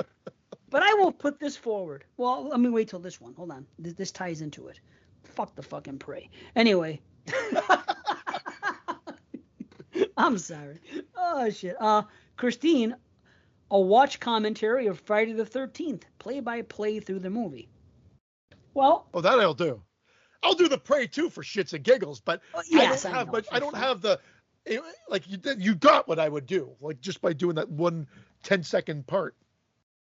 Friday the 13th, I won't shut up. Dave and I would be mad at each other because we'd both be vying for airtime. Oh, my. Airtime. You know what I mean. Talk time. It is airtime, basically. But still, if you guys want commentaries, I always have to defer to Christian on this and say, is it easy to do a video with the video and the thing and put on this Patreon?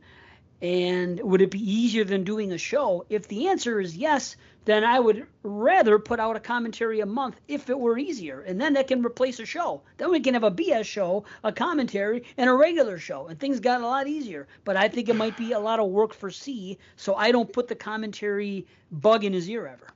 I think they get flagged on YouTube because you have the copyrighted movie. Like you can't, like you got to kind of do it like TGF style, where it's playing in the background and we just don't edit it then or whatever. If they want to play by play, like we could, but if they mean live, then live, it doesn't even have to be recorded. It's like a watch party, but then you just have to figure out how to get everybody to be able to be all on the same page at the same time.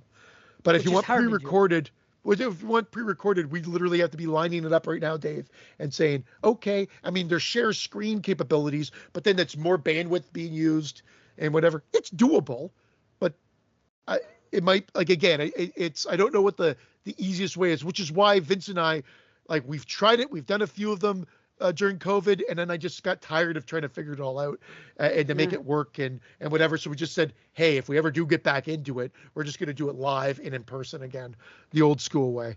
And I'll have to renege on all the guest invites that I sent out to people to say, hey, would you like to be on the show? Like Paul Stevenson, I reached out to like almost a year ago, I think, if not a year ago. Dave Randone. Yeah. He's not a podcaster, but he's been on a show. Right. I threw it out to him. But again, like we just thought we would get people that because he was with us from the beginning. We thought that would be great. And then, Dan and Lacey, I said, well, hey, I've been on your show. Come on, do Scream 4. But I think we're going to I think the guesting might be done and we're going to just do them live again. And maybe I'll just ask them if they want to do an introduction so that I don't feel like I totally flaked out on them or whatever. But the virtual was just not, I didn't feel like it had the same vibe as we once had. So I kind of just wanted to wait till we were live again. But I tell you, after Scream 2022 and all the reviews I've listened to, I have to officially say that I don't think I can review any Scream movie with anybody who's a Scream fanboy, because I'm sorry, they are just, if they love what they love is one thing, but all of their passion, not all of their passion, a lot of their passion isn't just how much they love what's on the screen. It's blinded to plot holes and everything else, and they all seem to have a aversion to other franchises. Like, one has nothing to do with the other, but if you hear diehard Scream fanboys talk about it a lot in reviews, because of the latest movie, a lot of times they want to say, I don't know how anyone thinks like Friday the 13th or this franchise is as good as this, or Texas. Listen to what this is. The Scream fanboys are always on the defense just a little bit for some reason, because they're kind of like, because they came later and it was that time period, and because a lot of the people that do podcasts, the elder statesmen that have been doing it longer are more 80s people and fans of 80s stuff and everything else. So it would be very hard for me to hang with Scream fanboys. And I'm telling you, just because of Scream 2022 and things I'm hearing. We'll say what doesn't work in Friday the 13th. That's the difference. Yes, we're not all fanboys, and we will say, hey, I'll watch this. However, holy crap, is this stupid? But then there will be other people that like it. And with Scream, it's like the diehard fanboys seem to be like there's nothing wrong with the series. And again, there's also, other than the last movie that came out, if you just took the 4, there's triple the amount of Friday the 13th movies at the time. There's triple the amount of Halloween movies at the time. Now with the 5th one, I can't use triple, I guess, anymore. But ultimately, it's the same. Like the 5th Scream, maybe because it's so based in reality, I think that's the problem with it. It just doesn't seem to work anymore. No, and the more I think about it, the worse it kind of is getting in my mind. Like I listened to a podcast the other day and they brought it up. Somebody said, well, if you look at the math, how could this person have a kid this age? And I'm like, holy fuck. I said that. Oh, I did was you? the one that said that. I was the one that the daughter that the police detective. No. Wrong character. The other character, the flashback, the guy the guy that gives the wink at the fucking end of the movie. Good job, kid. Think about what I'm saying without spoiling it. The ghostly thing, if you will. If that person, that character and it came out in 96, had a kid, there's no way they would be this age now. They were too young, and it had to have been mentioned in the first Scream, and it wasn't. And again, I'll say what you said. The same thing with the girl having the kid. It wasn't mentioned in the first one. And the more I think about it, and the more people talk about it, the more I'm finding errors with it. But it's like I said when it came out. I said big, huge fans of the original Scream are going to love it because it's all callbacks to the original, and that's what works. So they kind of got blinded by that, which I didn't. To me, it's fine. It's a 7 out of 10. Again, it might be lower. Again, we could get on this bandwagon again. I said they had it. The callbacks are there. They just stupidly, that opening scene should have been Sidney, especially since that too. Yeah. The survivor aspect of it. It just, there's so many missed opportunities within within the same realm that could have made it a better film as well. But I guess you could say that about everything nowadays. Right. But again, I think I agree with you on that. Because at least we'll say like, oh, fuck, unless you're JP, who seems to find no fault in any of the Friday the 13th movies. Except for Jason X. That's the one he, for whatever reason, hangs his hat on not being good. I mean, I think I've got an issue with a good chunk of them. I think 7, 8, Jason Goes to Hell, and even Jason X for that matter are problematic, of course. Yeah, but man. I mean, Jason X at least feels like it knows it's a dumb movie and It's playing around with it. The other ones still felt like they wanted to be I know Jason Takes Manhattan wasn't meant to be serious, but then it failed to live up to the title in a sense. And we've talked about it until we're blue in the face. Just at least now we're not having Brandon moan in the background. That's true. Nice. Okay, let's fly through. Speaking of nostalgia, this kind of works. Liz asked us, is nostalgia helping or hurting the current horror films we've been getting lately in regards to all the reboots versus original content? Such a cop-out answer because it's a little bit of both. Because you got I think it hurt Scream 2022, but then you've got the fanboys that would argue, no, it did not. But it depends on how this nostalgia is put into play. I mean, I do like what they're trying to do with the Halloween movies. Yes. I do like that. I do like that. The Scream one didn't work for me, but I think I think my official answer lies somewhere in the middle. If it's got to be if it's not overdone, I'm on board. But it's a balancing act, and the callbacks are great. But to how much? And really, right now, it's it's Halloween and Scream. What else is being affected by the nostalgia factor? Nothing. Maybe Texas Chainsaw with Sally, but I mean, whatever. So it's really the major franchises, I guess. Well, maybe Child's Play stuff is nostalgic. I guess the show. That could be considered a major franchise, I would think. Yeah. Here's the thing with horror. I don't think it's hurting it. honestly. I don't think it's, but as movies in general, Hollywood movies, whatever you want to, there has everything you see in Hollywood this day. Go look at the fucking movies that are out right now. Just go to your local fucking whatever. Look at the movies playing in theaters, and not just now. Look at the last 10 years. How many are original ideas, and how many are not spawned off of fucking member berries or remakes or redos of something else? We are at an all-time low when it comes to original ideas in wide release movies. And I don't even have to say it's facts to back it up. Just take a look at all the movies that have come out to theaters. Very, very few things are original because it just keeps happening. We had that Ghostbusters Afterlife. We have this. The Batman. All these Marvels. These are all things that have been done before, and it's regurgitation, but a different take. It's very rare that you see anything coming out that's just an original idea that comes out. Even the Conjuring movies are based on something else or took things from other horror movies. But you need them that. In there. We kind of need that. You don't need it. They didn't have it in the 70s and the fucking 80s. They just came out. I guess, yeah, you don't need it. Let me take that back. But it's good. I appreciate that because it has, like, when a Tarantino film comes out, it feels special or whatever. Or you'll get a diamond in the rough that sort of stands above like the rest or whatever. But I don't think it's every movie. Just about.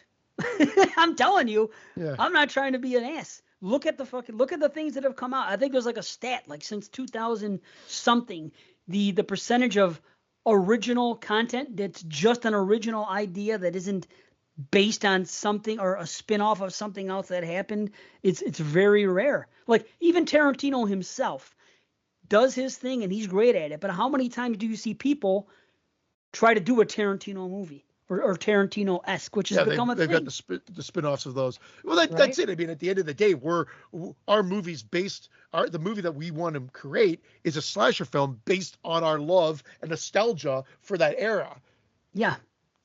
There's room for all of it. Yeah. Right? I think there's room for all of it, but I see like. But it doesn't take place in that era. There's also been that onslaught of. We got to take place in the 80s. We got to make it feel like the 80s. We got to do all that. There's that factor as well. And then there's other things that are regurgitation of ideas. I don't know if the Avengers movies or stuff are based on nostalgia per se. Yeah, there might be some people that are fans of the comic books. I was never a comic book reader back in the day. So I had no link to them from that standpoint. So I guess it's in that realm, but Star Wars, same thing. So I guess in the big picture, I still don't know if it's hurting because there's been some great things that have come out of that. There's too much though. My problem is there's too much of it. It's 80%. Okay. Like, I just Googled it right now. Box office for 2020. I didn't use 2021 because it was a real off year. 2020 is almost unfair to do too, but maybe I should do 19. But if you look at the top box office for 2020, number 1, Bad Boys for Life. Okay, it's a fucking sequel. Number 2, 1917. Okay, I guess that's original. It's a war movie. Yeah. 3, Sonic the Hedgehog.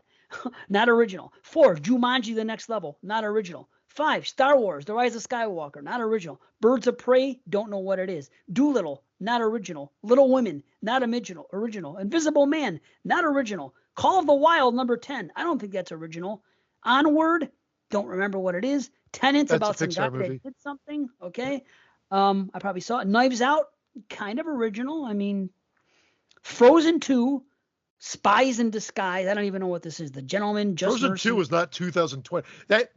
Frozen 2 is not 2020 yet. It was number 14 on the list. That's crazy. That means that's because of COVID. They must have somehow they must have, maybe it came out on DVD or I don't know what they did. Okay, let me go to 19. That's weird.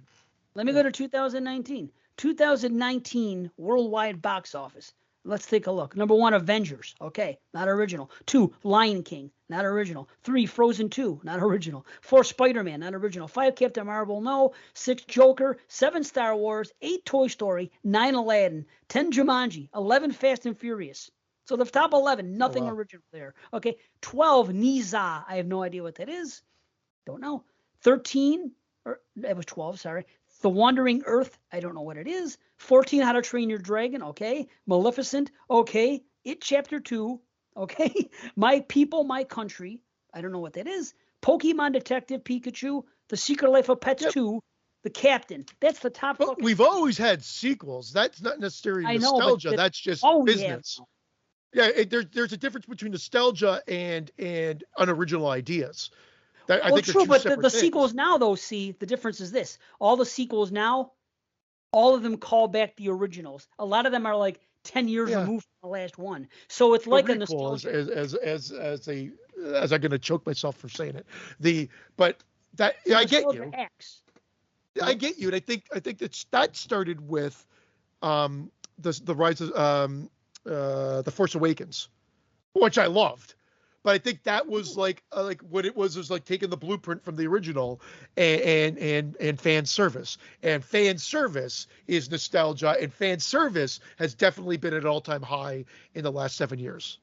But I love fan service in horror because it's speaking specifically to a niche audience. Things that I'm going to get and you're going to get, but my wife and my kid are not. That's why I love it. It's like the people that watch wrestling now, the fucking million of them that are still hanging around with them, which I feel I know every one of them. But it's like something that speaks to a niche audience like that. It's only for them. Just like if you're watching something set on wrestling, they're gonna make a reference. Only the fucking people that are following it are gonna know. So how come there's this big togetherness about the wrestling fans? Because there's such a small percentage of people watching it. Where is the togetherness with the horror fans? They're making a joke here that only we are gonna get, and we're shitting on it. To me, that's just I don't like that. I love the fan service. I don't know. No, I'm not against it either. So, but I guess I'm just saying is nostalgia a bad thing? I don't think it is in the big picture. But if it takes over, guess that answers the question. But it's not a bad thing. But when it's dominant, I think it is. Like anything, it's too much of a good thing, right? Yeah. Like I mean, I don't think it necessarily hurts, but you're right. I guess again, you got to keep it balanced. Everything's got to be in moderation, like everything in fucking life. Oh, absolutely, yes, sir. Okay, Debbie Lynn, do you think widespread theater releases or immediate streaming available is better for new horror movies? Again, there's something about seeing a film in the theater with fellow horror fans that you can't replicate. You can have a few buddies at home, or your family or whatever at home, and maybe that might be a preference. But there is something about seeing a film with like-minded individuals. I don't think that will go anywhere, and I love that aspect. Yeah. But I also like not leaving my house and being able to view it immediately and going, and I don't have to disturb anybody. If I got to get up, I can stop it quickly or whatever. Now, the benefit of being at the film is I'll hold my piss in and I'll just be like, I don't want to move because I don't want to miss anything. And it's almost like you're there glued to the screen for a bit. And at home, there's distractions. And at the movie theater, distractions are typically asshole patrons that you hope that are not going to ruin the whole experience. But ultimately, that's it. Now, the bad part of that is you could have a group of asshole patrons there that can ruin your enjoyment of the film or night. And that at home, you could just send your kid to bed. This is true. I'm joking. So again, I feel like I'm always taking that cop-out answer. I do not want to see the theater experience ever go away. No. I don't want to see it. Is it better? I don't know. Because I was able to turn on Texas Chainsaw Massacre and watch it right at my house, and I loved every minute of it. And I didn't have to leave my house to go see it. But would I love the new Friday the 13th if and when it ever fucking comes out? Would I love to go to the theater to experience it? Yes. With other fans? Absolutely. 100%. Same. So I'm conflicted. I wish I had a definitive stance, a line, but I don't. I love both experience. I love maybe I just want the option of both, and I can decide what I want to do. Well, that takes it to my answer, and this is what I've been saying the whole time. I love the idea of choice. I love the idea of them both being released at the same time, home and theater. I love us having, as consumers, more choices. I think it's only fair as consumers that we should have as many choices as possible. Otherwise, it's monopolization, which is all you see. So it's like I love having the option. Now, if I have a gun to my head and someone says you have to do one or the other, I don't know, but I'm going to tend to say the theater because I don't want to lose the theater experience.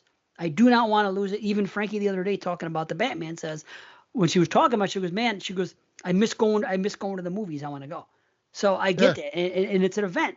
But because it's an event for me and her and Irene to go, it's an event. If you do it every week, I'm not going to say it's ho hum, but it's not special. It's what I always say about everything. You can have pizza every day, and all of a sudden, who cares? If you order Yeah. pizza twice a month, you're like, hey, let's get pizza done. Okay. If Yeah, you eat yeah. steak every fucking day, Too much it's of a like, good thing. Yeah, exactly. right. Like See? it's gotta be sporadic. Whether that be weekly, Yeah. monthly, Right. biannually, whatever. Like it's Right. just what your preference is. I mean, with COVID, it's become a 2 time a year event or a 3 time a year event. I think I saw Halloween. Well, I saw Halloween Kills, Scream 2, or Scream 2, Scream 2012. There was 22. Malignant, and there's something else. You're all fucked up with years today. Yeah, Scream whatever. 2012. Is that what I said? Yes. He was born in 179 and he saw Scream Yeah. 2012. Yeah, it's only been a handful, but I mean like once a month seems to be a good rate. And sometimes there's a shitload of movies that come out that you do want to see all at once, but I feel like I guess the option. When you think about it, think of how much money. Remember video when they're so worried about the theatrical experience? Like I think it came out like a year later. Then it became like 6 months later or whatever. Then it became like a few months later. But they should do the same thing. Like they should treat streaming in the same regard. Maybe have a 2 to 4 week window for theatrical, and then it's available for streaming thereafter. Right and you'll on. get your diehards that want to go see it right there, and then it's available for a premium on streaming at that point, or put it at a premium right away. You're not losing. They're pretty much making up the equivalent of like 2 movie tickets per the stream. So okay, you have a family of 5, but are they really losing out at the end of the day? Maybe that family of 5 will go to the theater to see it. Who knows? Who the fuck knows? But ultimately, think about it. Imagine they did that in the video age. You can rent it immediately, but it was like $19.99 to rent or something like that. Like it is now. Who's gonna do it? Like, yeah, you like, oh my god, I'm gonna get this on 2 VCRs. There wasn't streaming. You might be able to get it to your friend like a day later. You might be able to invite a bunch of people over like for pay-per-view. They're so worried about the revenue you lose for pay-per-view of having a group of people get together. Who gives a shit? Like the people that are gonna go see it in the theater are gonna go see it in the theater. And have that experience and want that experience. And I think COVID has just introduced another layer that, we're going to get back to normal and theaters are going to fill up again. It just added another layer of, I don't feel comfortable. No, I don't want to go in if I don't have to. But they still, and producers should know this, we still want their money. So streaming is a great way to get it. Absolutely. Everything can simultaneously exist. And for example, Eric Webster just sent me a message a little bit ago as we were recording the show saying X is now available to rent for $19.99. Exactly.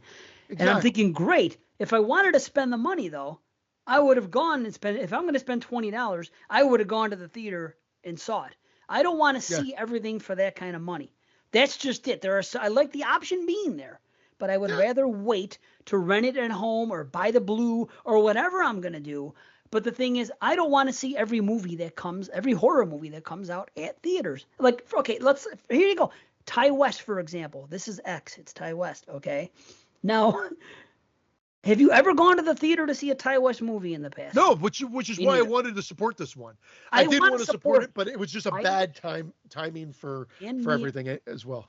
I do want to support them. I get that. But I'm saying the movies they pick and choose to go, all these independent movies and all this other stuff we've seen all these years, no one's had a problem, whether it's just been a $5 rental or it's debuted on Netflix or it's done this, and that's been fine. For a horror movie to come to the theater, I want to go see a movie like an It. I want to go see certain movies. It isn't that I don't want to see X. I'm fine. If that's the only way and I'm really impatient to see it, I'll go. And I like to give them my money, especially if nothing else is going on. Like we haven't been there in a while. Like now, I could have gone. This is what I said last time. I decided the night before I spent $30 on takeout food, which I tend not to do. I'm pretty tight with my money. I don't have a lot right now, honestly. So I spent $30 the night before on takeout food. And I said, well, instead of going to see X tomorrow, this is what I personally chose to do. I spent my $30 that I would have spent on that day on takeout, instead of going to see X. That's how I weighed it out. It has to. There's a Mhm. little bit of sacrifice, but I love that That's they it. both exist, and I hope they continue to both exist. I don't think streaming is Coexist. that much, Yeah. especially Coexist with is the way to 29. go. Right. Sorry. So it is kind of a cop out. No, I think we're coming from the same place. Okay, Marco wants to know how come Christian is so handsome and dreamy. Good genes. Look at this. Good genes. Good answer. See? Yeah, okay. He is too. Okay, Billy D. If you could combine different aspects of films and a franchise to make one mega movie, what would they be? I like what his example is here.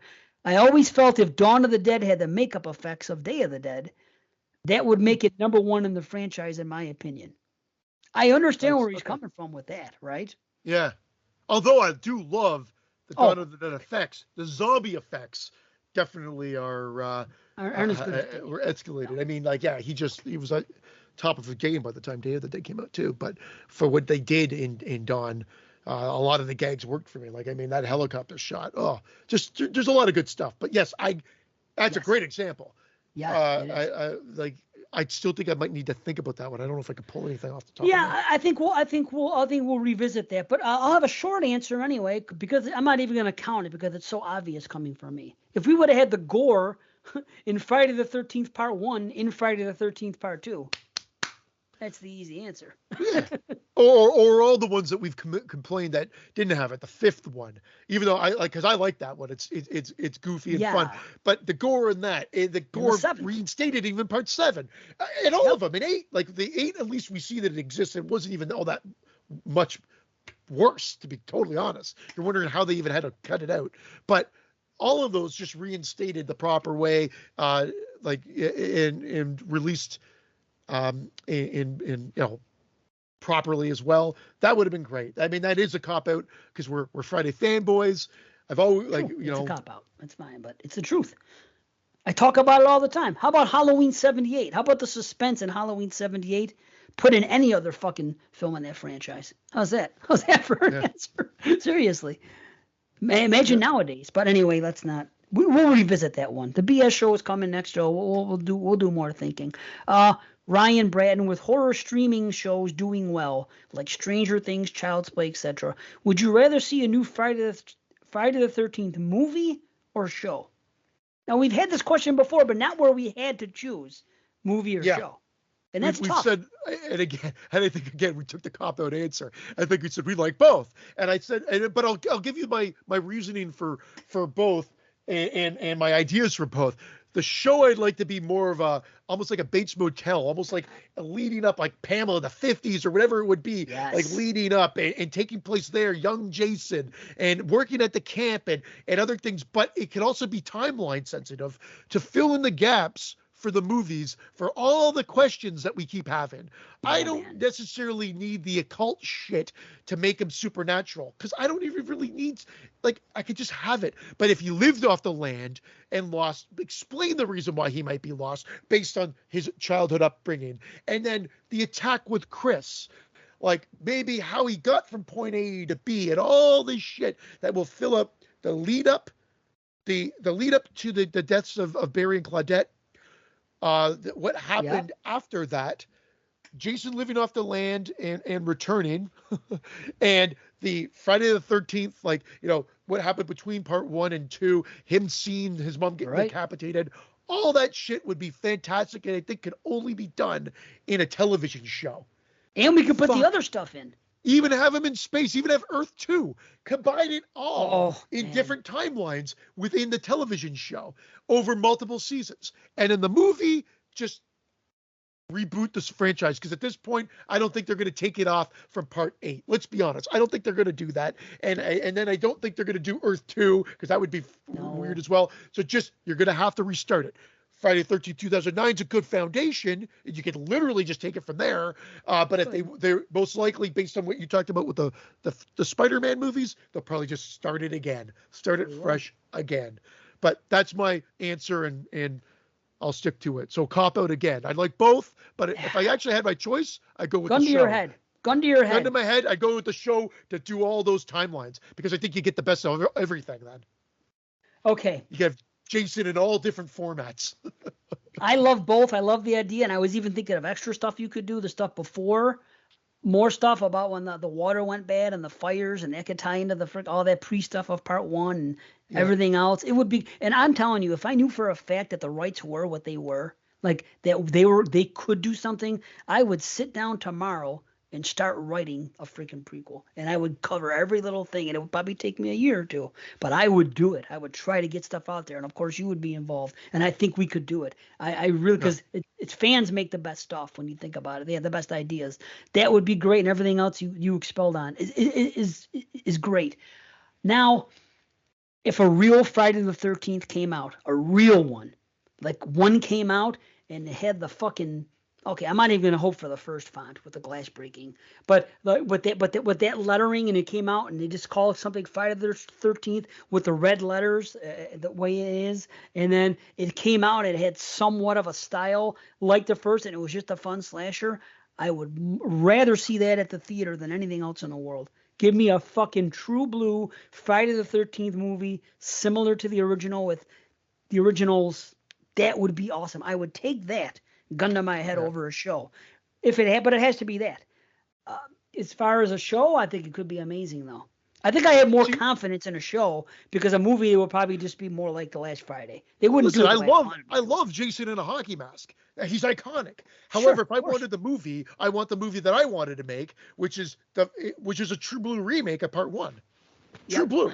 It's about Pamela Voorhees, who is possibly the most underrated killer. Like, I just love her and the freak out and the hunter knife as a weapon, which is why there's a hunter knife as a weapon in our movie, because I love that. It's just a simplistic weapon, but it's so cool. And that is, but I don't think we would ever get that. So I think that could be incorporated into a show. So I already know that mainstream wise, if they're going to do a film, it's got to be Jason centric. I don't think they'd get the green light to do a Pamela.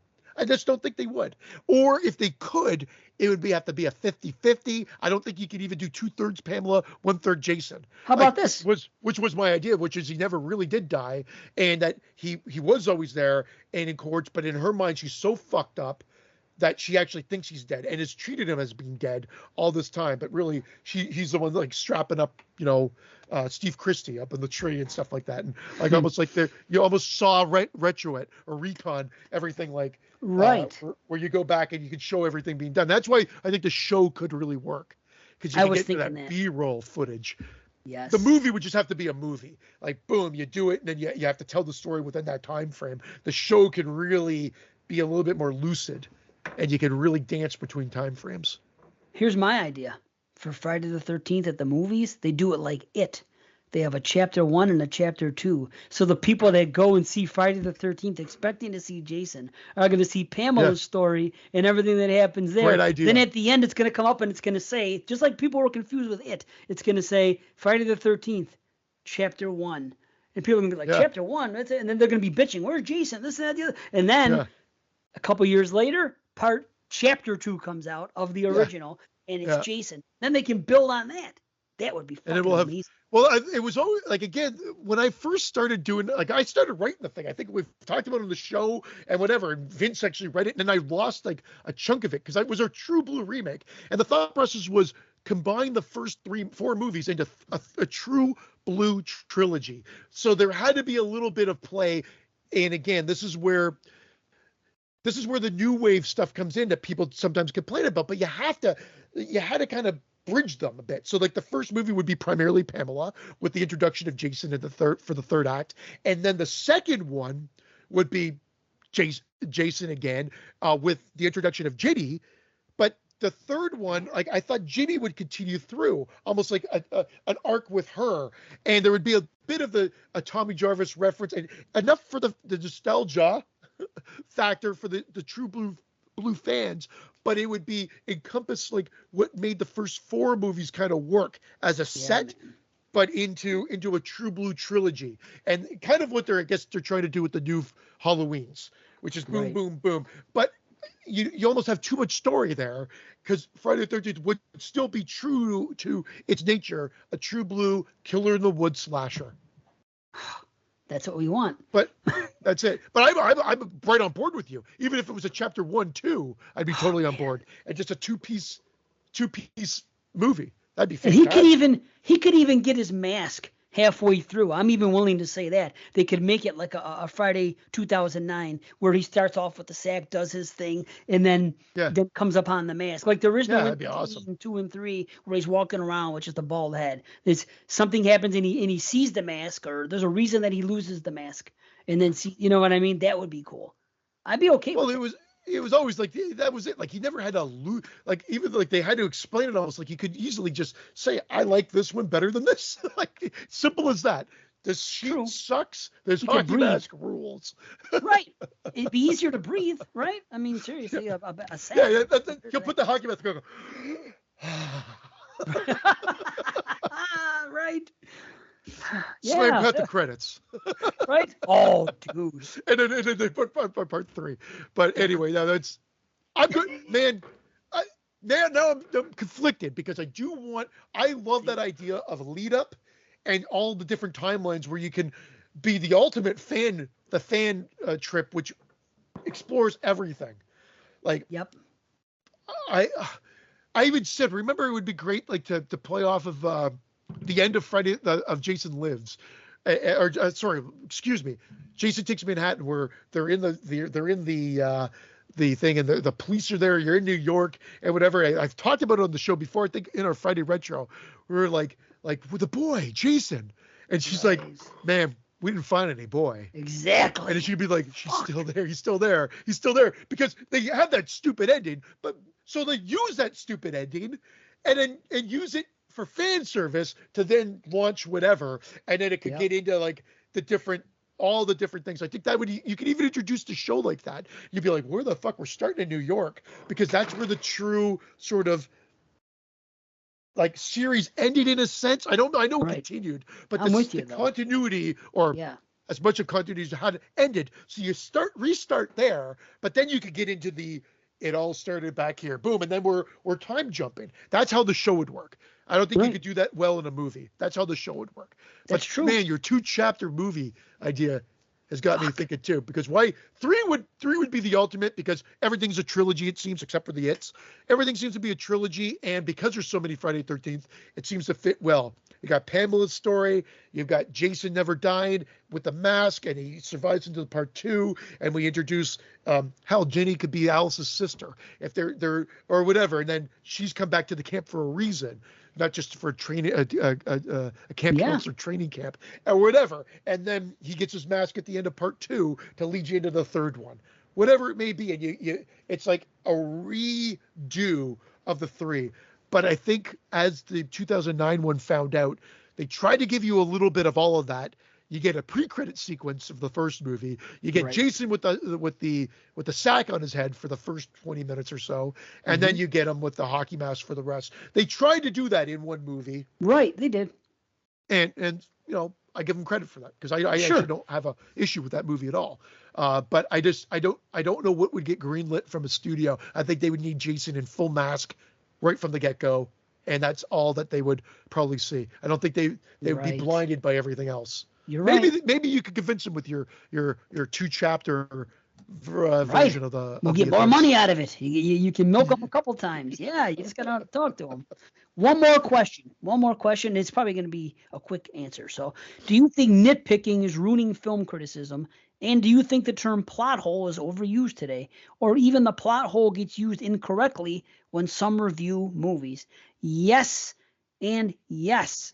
I think I've been very critical about movie criticism.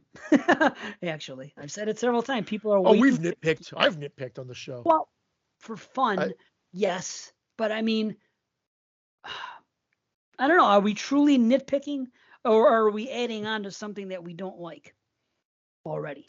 That's what I well, think people do. I don't think people it nitpick depends. movies they like. That's what It I think. depends on what you think. Like again, Scream, the first Scream. Forget about the sequels and how you can argue reality back into it, which people do, and I'm cool with the fan theories as well. Ghostface popping up in every little location where one scene later, the 2 killers are in the video store talking, yet the girls are talking and you see them in the woods shooting through. I understand what they're trying to do, but that to me is either straight out a plot hole And I hate it for Right. like I hate those scenes, so I nitpick that those things bother me. Is that a problem or is that a true critique? Right. I hear you. I don't know. I don't know because I think I do both. I do both, but I hope most of the time I explain myself. Maybe it's the lack of explanation, but I agree. I think maybe plot hole might be overused or used incorrectly. I could probably not necessarily here. I'm talking about generally speaking. I think I so. would probably agree. And I think I'm guilty of it. I think it's instead Yeah. of saying plot hole, sometimes it's more like Inconsistency. this was done for plot convenience. There's two ways to do it. There's like, okay, well, that was just done for plot convenience, as opposed to saying, well, it's a plot hole refers to something that's a gaping that you're like, well, that should have been there. That Like doesn't the make child any sense. of Scream 2022. Is that a like again? Again, Right. it is a plot. It would be a plot hole, or wouldn't it? I don't know. See, Or is it just a story inconsistency? Maybe we've got to redefine, look at the term. But again, ultimately, maybe it's not a plot hole in this sort of movie, but it's definitely it doesn't make sense. It's script inconsistency. It is a hole. It is a plot hole then. Well, there you go. But I'm more concerned with the dancing around the term now. Yeah. Well, everything's got a new term these days. Every fucking thing you do, I don't know what's so important about the last It's a recon hole. 5-10 years in the world, where all of a sudden everything that was called one thing all this time is suddenly called another. And I don't mean good things for a positive change, like the racial inequities or fucking socio-economic or fucking any of that stuff. I get that political correctiveness to a degree where this term is better. But when people just replace one thing for another for no reason, like they used to call it this, now they call it this. It's almost like it's like busy work. It's like what I always call like substitute teacher work. Like just because the teacher's not there, let's make it look like we're doing things. Or like when you're paying people in your company to do what we're gonna make a change, and the only reason they're making a change is so people on the higher up can look down and say they're justifying their positions in the company. That's what I think people do just to like fucking feel important. Well, we're gonna always use this term now, where just 5 years ago everybody was saying this, and then it becomes universally the new fucking descriptor.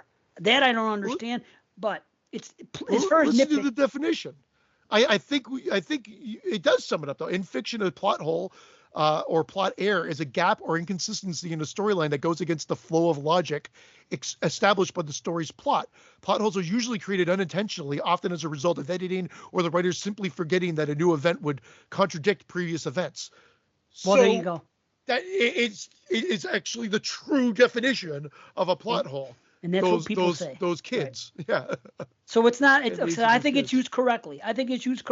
And as far as nitpicking is concerned, I think that if you're consistent about it, it's okay. But I don't think people that critique film are. It's like I've said recently, even when people said they had complaints about Halloween Kills, saying that, oh, well, the dialogue was this and the characters are this. And I'm like, okay, so opposed to what? Opposed to fucking Madman 1981 or fucking this slasher from the fucking early 80s? You're trying to say that had great fucking character development and great fucking dialogue? Fuck you. That's what I say. Well, and you know what? We're all a victim of this. And you know what? That's podcast. That's fandom. That's fandom. We're not established critics. You're not listening to this show for we'll go deep into movies, but then we'll have Brandon, and I've done it too, but I'll use Brandon's Too Many Pumpkins nitpick.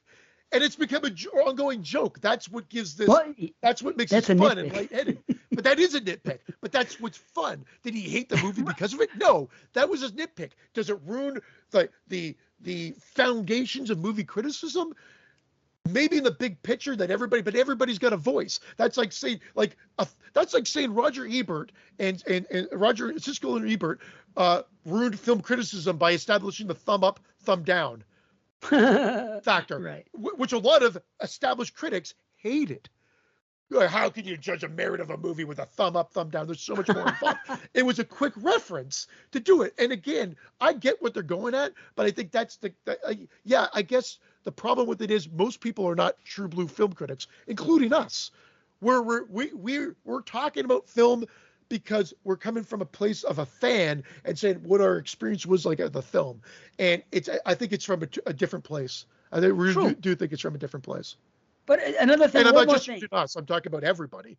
Now Right. some Oh, of people though course. are just worse at it than others. Yeah. But the big problem with nitpick is this. I consider it nitpicking because to me it's piling on. You only see people do it, not only. A lot of times you see people do it when they already don't like a movie and they're throwing added stuff on to it. They won't cite those same problems in a movie they love, but because they already don't like the movie, it adds to them their disdain or them trying to convince other people that hey, no, this movie isn't as good as you think because this and this where they like movies that do the same thing, but I call it the piling on effect, and that's when it's nitpicking. Exactly. You're You right. know, You're right because like B with the like I've Pumpkins. He wouldn't say that about a movie he loved. He didn't say it in Trick or Treat, and yeah. I've cited that many times with them. When people like a movie, they don't get too in. And again, that's just for fun. But I think we are all guilty of it. I know I am. Yeah, oh yeah. I've done it. No, I've done it too. I've done it too, and then it's just one other reason to not. Right. But that's fine. That's okay. I mean, we do it. I think that's why we've got like if people didn't like it, they wouldn't listen. It'd be like, oh, these guys are assholes. And maybe we are. Maybe there are people that think we're assholes. I'm sure there are. But I'm just saying okay. that generally speaking, though, we typically get praised for the camaraderie and the way that we go about it. Hell, I was done on The Craft. I could barely talk about the damn movie and whatever. And like Brandon nitpicked for me. Right, he did. Whatever. That's the show. But yeah, to answer the question directly, I don't know if it's ruining film criticism by any means. I think it's just the reality of It kind of hurts it though. Yeah, but really what makes a film critic, if you're going to really deep dive into the cinematography, lighting, the editing choices, the story, whatever, great.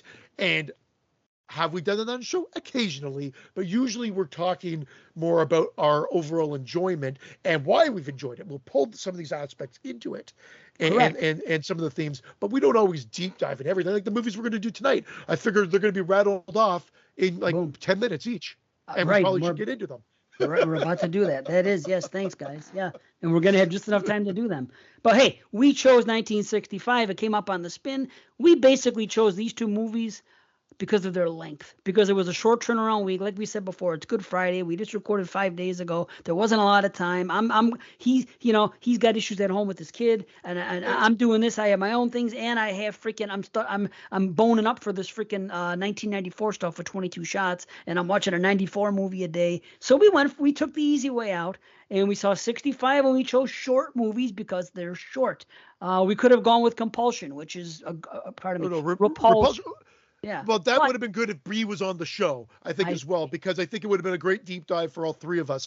But I don't think, again, I also did want to see Planet of the Vampires, to be totally honest. It was on my bucket list because I wanted to cross off as many Bava films as possible. Not cross off. That sounds like but I wanted to see as many as possible. So there was a reason why I chose Planet of the Vampires, and you chose Color Me Blood Red. It was short. And it was an H.G. Lewis film. And so far, the H.G. Lewis films I have watched, I haven't disliked any. So that was it. So, all right. What do you want to start with? Go ahead. Planet of the Vampires. Let's go Planet first. We'll fire through these things. We can fire through because we don't have to worry. We picked them. We're not doing it for somebody else. They didn't pick all. And I don't think they're going to be long reviews, guys, just so you know. This show is I like what we're doing with these shows because we're talking about a lot of different things. Oh, hold on 1 second here. Sorry, I'm jumping into the descriptor. There just doesn't have to there just happens to not be a lot to say about these movies. So it actually worked out. And that's not a cop out. I told him this last night. We were talking about it in text, and I said, "Hey, I go, you know what? It's going to be a pretty chill show. There's not a lot we're going to say about these movies, honestly, because there really isn't." So, and here we go. So Planet of the Vampires, 1965. After landing on a mysterious planet, a team of astronauts begin to turn on each other, swayed by the uncertain influence of the planet and its strange inhabitants. And it's directed by Mario Bava. Cool. Yeah, so here's the thing. We're reviewing one film that has style and substance today. And we're reviewing another film that has absolutely no style or substance. True. You're right. Good call. You're right. It wasn't planned, but that's it. Very different films. That's really what sums it up. And two famous directors. You know? And I will say this. Not even knowing, so I know Bava directed this. But my God, I will give the credit to the cinematographer as well. His name popped up as I think the first credit right out of the gate when the end credits started. Because the framing in this movie, the camera movements in this movie, I give just as much credit. And I want to make sure that I get his name. I think it was Claudio something, but let me just bring it up here. Sorry. Why is it not? That's okay. IMDb, all Italians. Yeah. All Italians. But and Bava, let me just say this further. Bava really is a jack of all trades. All the movies we've talked about him, he's done this, he's done a Western, he's done something like this, he's done his horror movies. I have a respect for Bava for spreading it out and doing different type of genres and stuff. I think that's really cool. Well, guess what?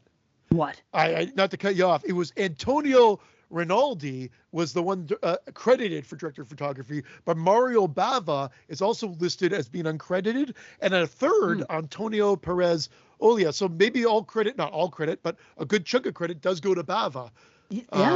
For this. So that's cool. Yeah. And we were talking to Dave Parker this morning, and he was basically saying that this movie was ahead of its time. And I was like, never thought about it, but I mean, Star Trek didn't come out till a year later, the TV show. And some of this is very Star Trek-y, I would say, with added horror elements. So we're in a spaceship. We open in a spaceship.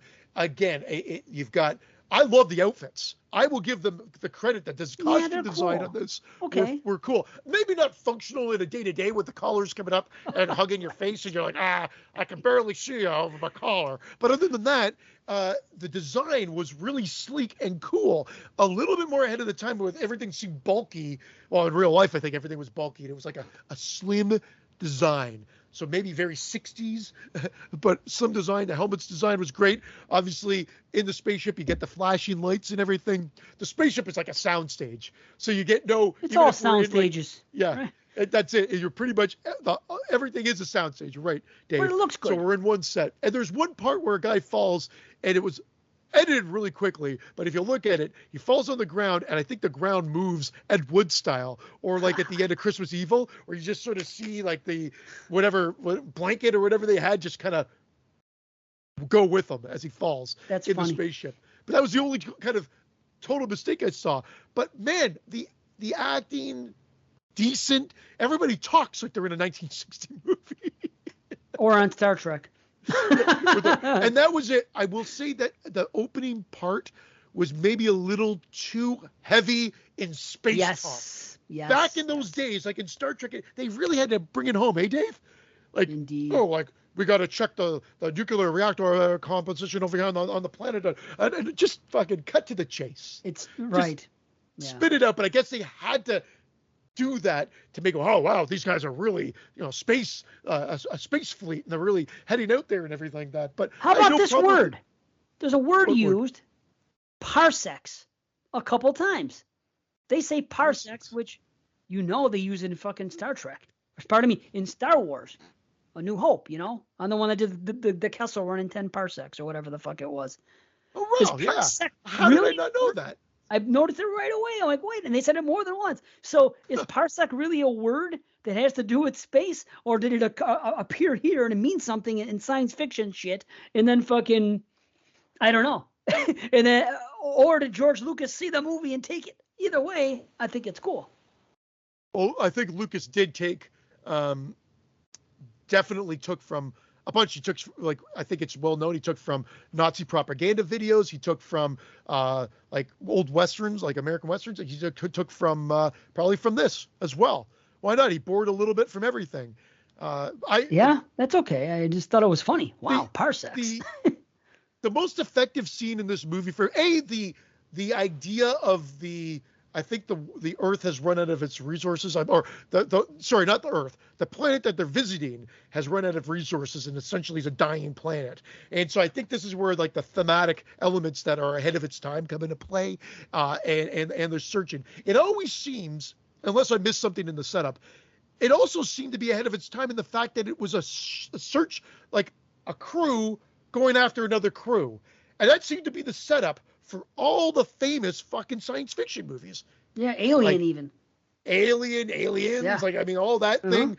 For Event Horizon, I believe, like like not just those, it seemed to be a bunch of them, even Predator, in the sense of like not going to find a troop that went missing and whatever. It seemed to be the premise for all these films that followed.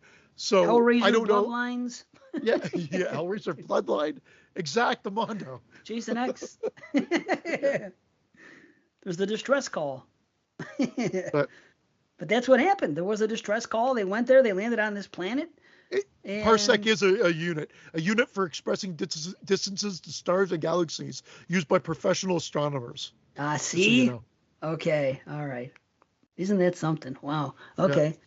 So they land on this planet. Hell breaks loose. They start attacking each other. They don't understand why. And this is where the plot gets really weird for me, because not only is there not actual genuine vampires in the movie, the term is used. I understand why it's used. Well, I understand two reasons why it's used. Because it could be, if you really break it down, that is one word you could use for this. But honestly, it was used for marketing.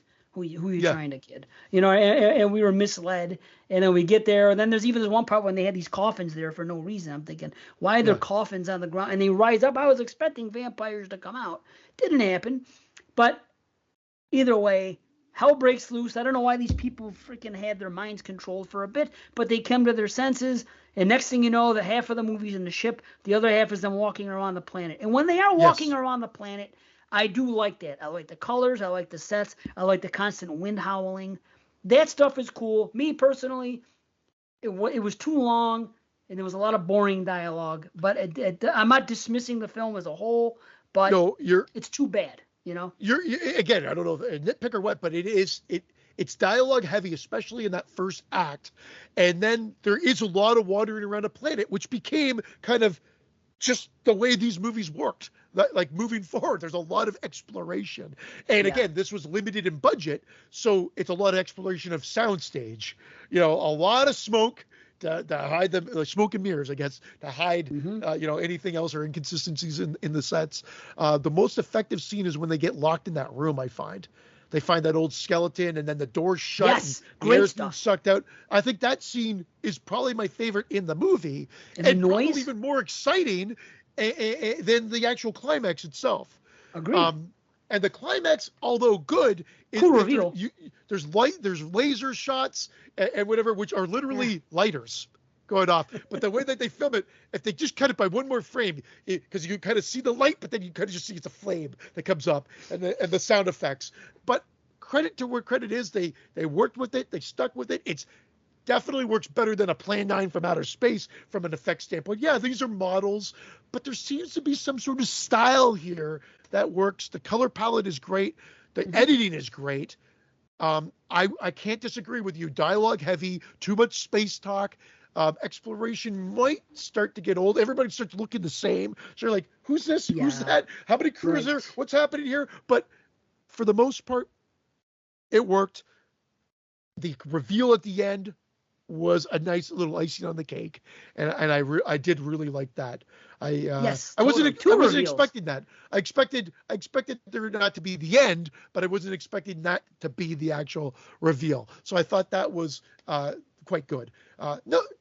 Not a masterpiece. Like I think people put that up as a masterpiece, but it was quite enjoyable. Maybe influential, but and influential. So I guess you take that's important. I mean, based on, again, I don't know how much influence this had in the science fiction realm, other than what I know came after from Alien and everything else, and Star Trek for that matter too. But definitely structure-wise, decent. Pacing-wise, a little slow, but that was to be expected. I think it's that dialogue opening that I think, if you get through that, I think you're going to enjoy the rest of the film, because it's just a lot of that, like, macho talk. What is the line from Friday the 13th? Emergency generator. Yeah. Don't you just love that macho talk? Yeah, macho talk. It's like they felt like they had to get their quota in on space jargon to make it really authentic. And I guess maybe that's just looking at it from, eyes of a movie that's over 50 years old now. So take it for what it is. But the thing is, though, I wouldn't watch it again. So I can only give it so much credit. I will give credit for what I said, the sets and things like that. And even the makeup effects when they were used actually looked pretty good. Yeah. They had some blood. They did have some blood. A little bit. Mostly after effects, but yeah. Yeah. But it was still a little bit of a slog for me to get through, even at a short running time. So I don't want to watch it again. So I can't really say, I can't come in high or anything. I will say this. Is it me? Or when you look at the cover for this movie, isn't it the same thing as freaking Mystery Science Theater? Like I was passing it by. It has to be on purpose. Yeah. I think it's almost exact. Maybe I'm wrong. I don't pay attention to that show, and I never saw this movie. I'd have to check it. I think Mystery Science Theater is more. Yeah, I'd have to look. I'd have to do the comparison. Yeah, but, it's like a big ball with something on there. I'm telling you. Yeah. Okay. Wait. Now here it is. This is what you're used to seeing. Oh, that's much bigger. Okay, that's not it. That's a DVD. I can't even find the thing I usually see looks a lot more like this does. You know what I mean? Like if you look at that, like that's it. You see that thing there, right? Yeah. Now type in the freaking other movie, and it looks the same on a search. I don't know. Planet of the Vampire. I don't know why I saw that and I thought of Mystery Science Theater. Was passing by. I don't fucking know. There's a circle.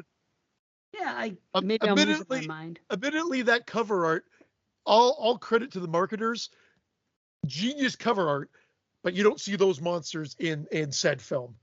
It's really just people that have been taken by the soul or spirit of a planet that was able to survive after their physical bodies died because of the damage they did to their planet. So from a thematic element, like again, it hits home. It's great. We're destroying our planet. It's ahead of its time in that regard. I get it. But like Dave, I don't know if I could come in super high. Message is great. It doesn't make a movie.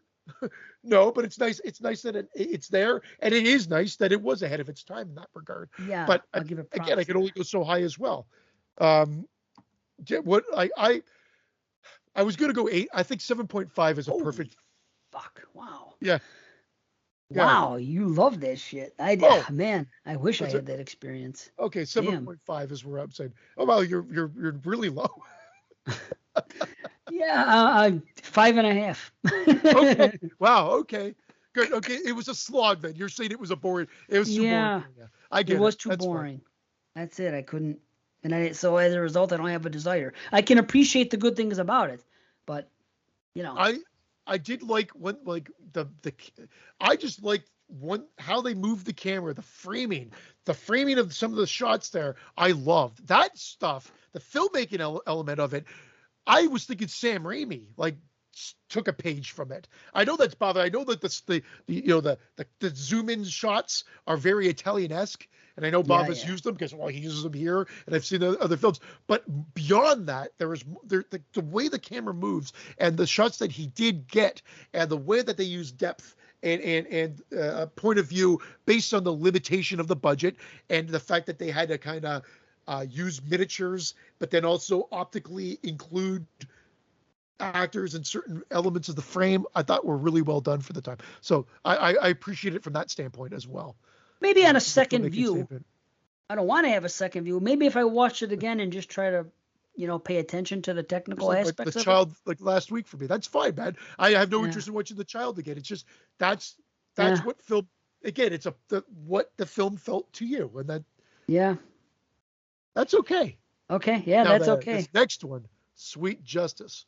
And guys, weigh in. If you watch these movies, let us know on if you want Dave to be able to see them, let us know on the Patreon. When I say the Patreon page, I'm specifically talking about like the Exploding Head Patreon page, not the Facebook Patreon page. Right. Because only then only I will see that, as well as Brandon if he's around and whatever. Because Dave's not on that page anymore. Respond to the thing that's posted. Like when this show comes out, respond to that if you want to talk about, or talk about it in the group messenger if you're in there. Because that does happen from time to time as well. So we're there. That's what it's there for. I don't see the stuff in Facebook. But whatever. Here we go. One more movie. Color Me Blood Red, 1965. a crackpot artist kills various people to use their blood as his new crimson red color for his paintings. And it's directed by and written by Herschel Gordon Lewis. Yeah. Good old HG. And this is going to be blasphemous. I met Herschel Gordon Lewis. I've talked about it on the show. Really nice guy. Really nice guy. He's a hack.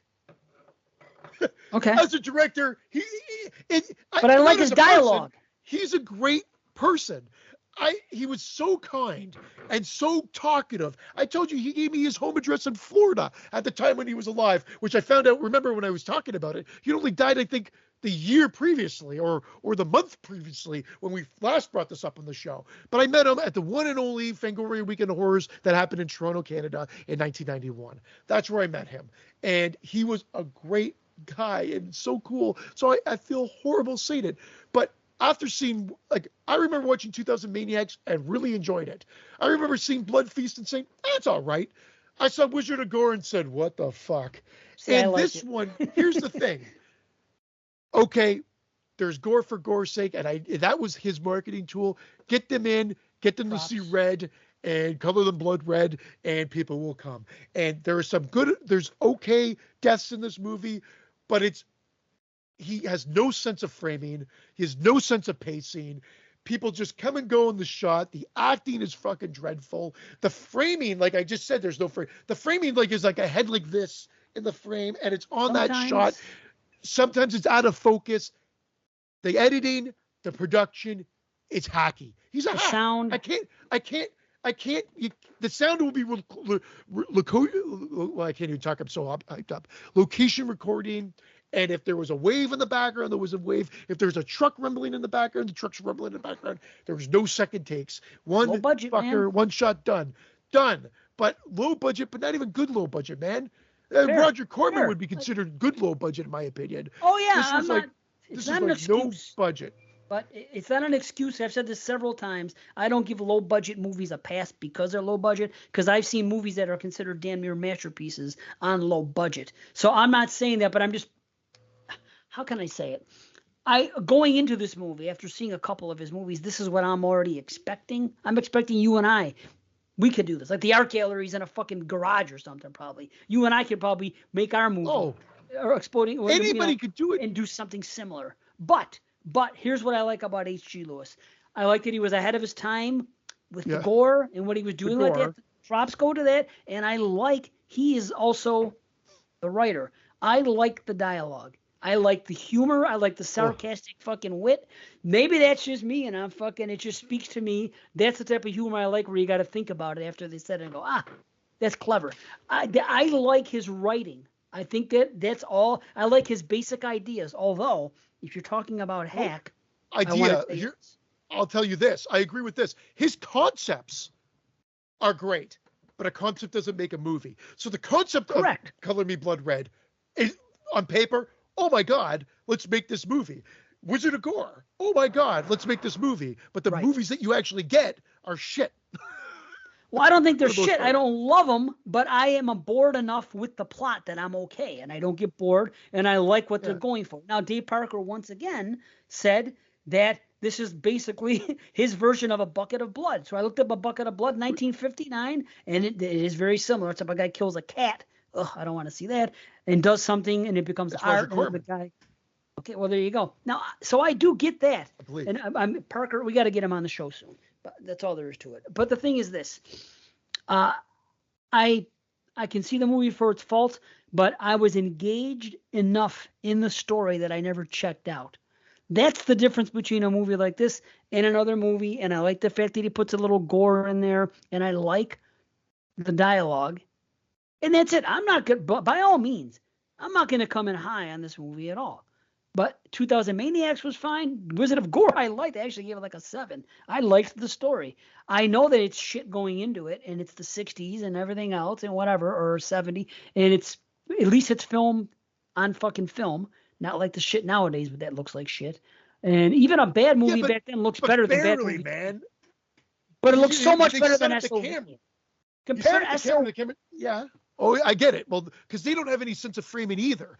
You got non-filmmakers. You figure that he learned something going along That's for fair. the ride, and whatever. And like, I guess I like the wackiness of 2000 Maniacs, and I've always I think that to me is his crowning achievement in my personal opinion of Herschel Gordon Lewis. And I remember seeing this in the video store, and you remember it was the girl strung up like that, and the blood. The girl that even is strung up at the end. Remember, she's like, untie me, but she can literally just do this with her hands, move them over, and slip them out. It was so badly. I didn't it was notice. so crazily badly set up.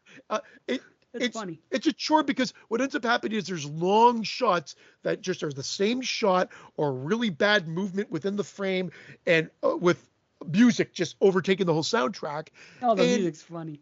And so I just can't, like, it's barely a movie. So it's hard to recommend it because it's barely a movie. These are all shorts. They literally should all be edited down to the Herschel Gordon Lewis shorts that are all of his movies edited into 1 hour and a half film. And then maybe you'd be able to buy into it a little bit more so, because there's just not enough here. And also the art pieces that this guy creates with the blood are pieces. I know I keep saying pieces of shit. They're pieces of shit. And these art critics are treating them like they're Picassos or whatever. And but that's the time. I get it. Again, you can say it's a comment. It's avant-garde fucking 60s shit. You can say it's making a comment on the critique and the art critic. I actually don't think it's smart enough to think it is that. I don't think it was that. See, I don't think it was that. I just think that the point is, take a look at a lot of shit going around.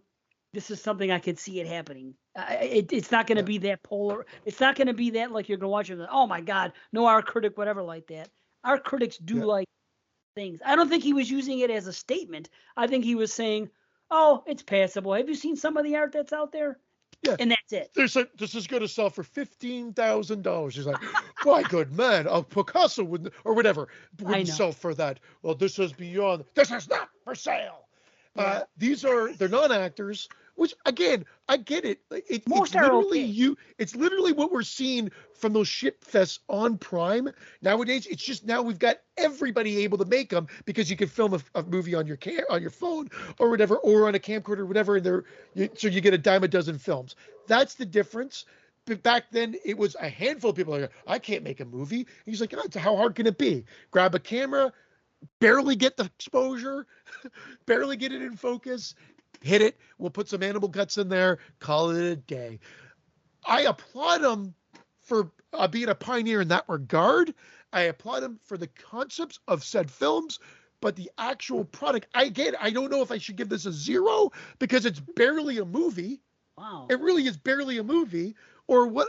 So I'm going to try to give it some credit for the pioneer aspect of it and the parts that I did enjoy, because there were some, like that scene with her tied up. I remember as a kid seeing that video box and going, "Oh my God, this looks terrifying," and Color Me Blood Red. So again, maybe nostalgia will come into play, and I'll give it a little bit there, but it gets a failing mark for me because I just can't give it any higher.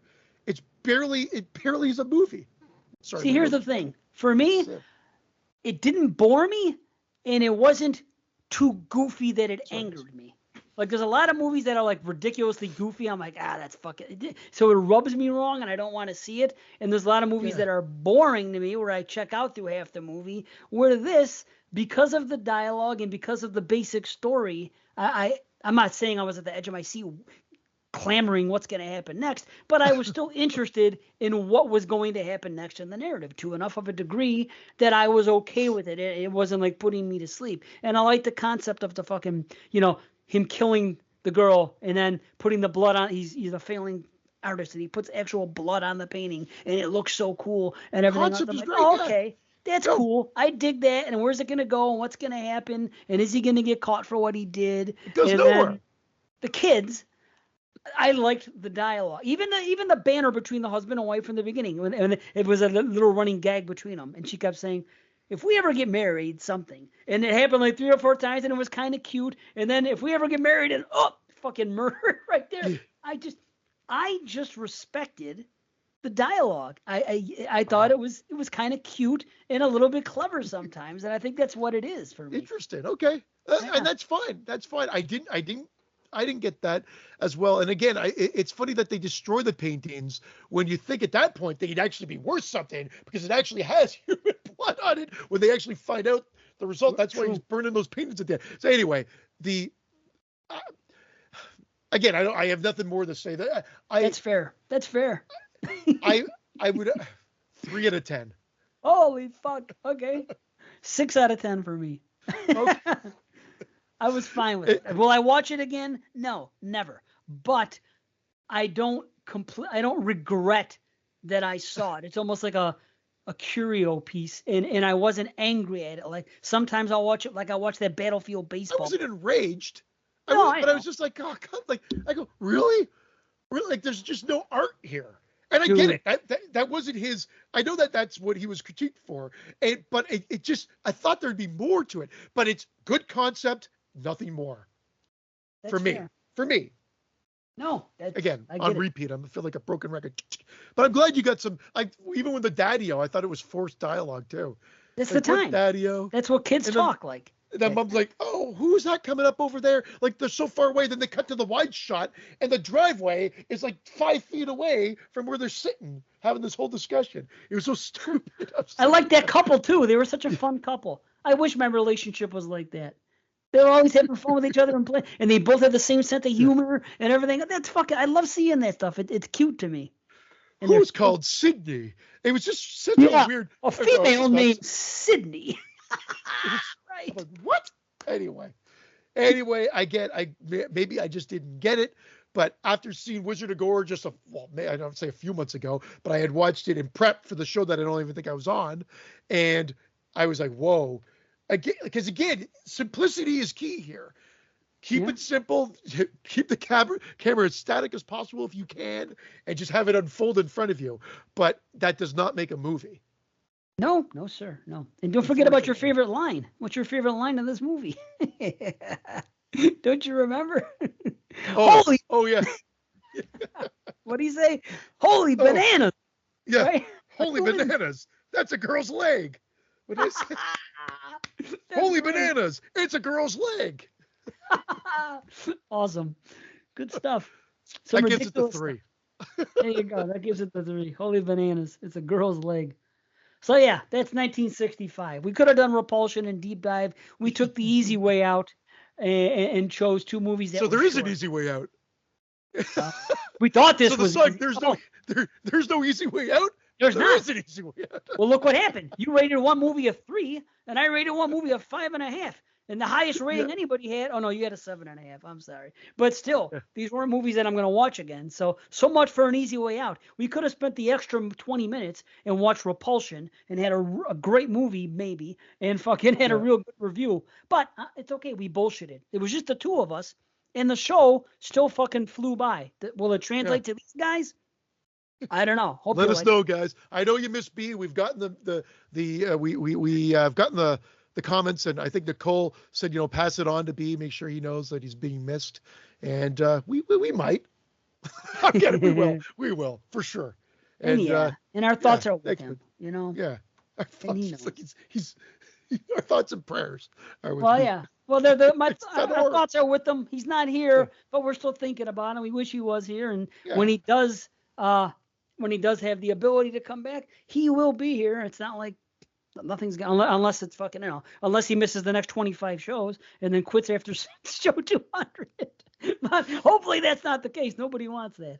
Although 200, that's another story. We'll talk about it more. I want to start getting those things sent to me. So top 100 lists, top 100 list of all time. What are your horror movies? Send them. You have until Labor Day.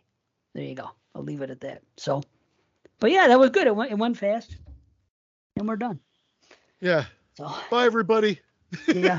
Much love. Bye, everybody. See you again. Thank you for hanging with us and everything else in all these times and even 2-man shows. Hope you're enjoying it. So we love you. Peace.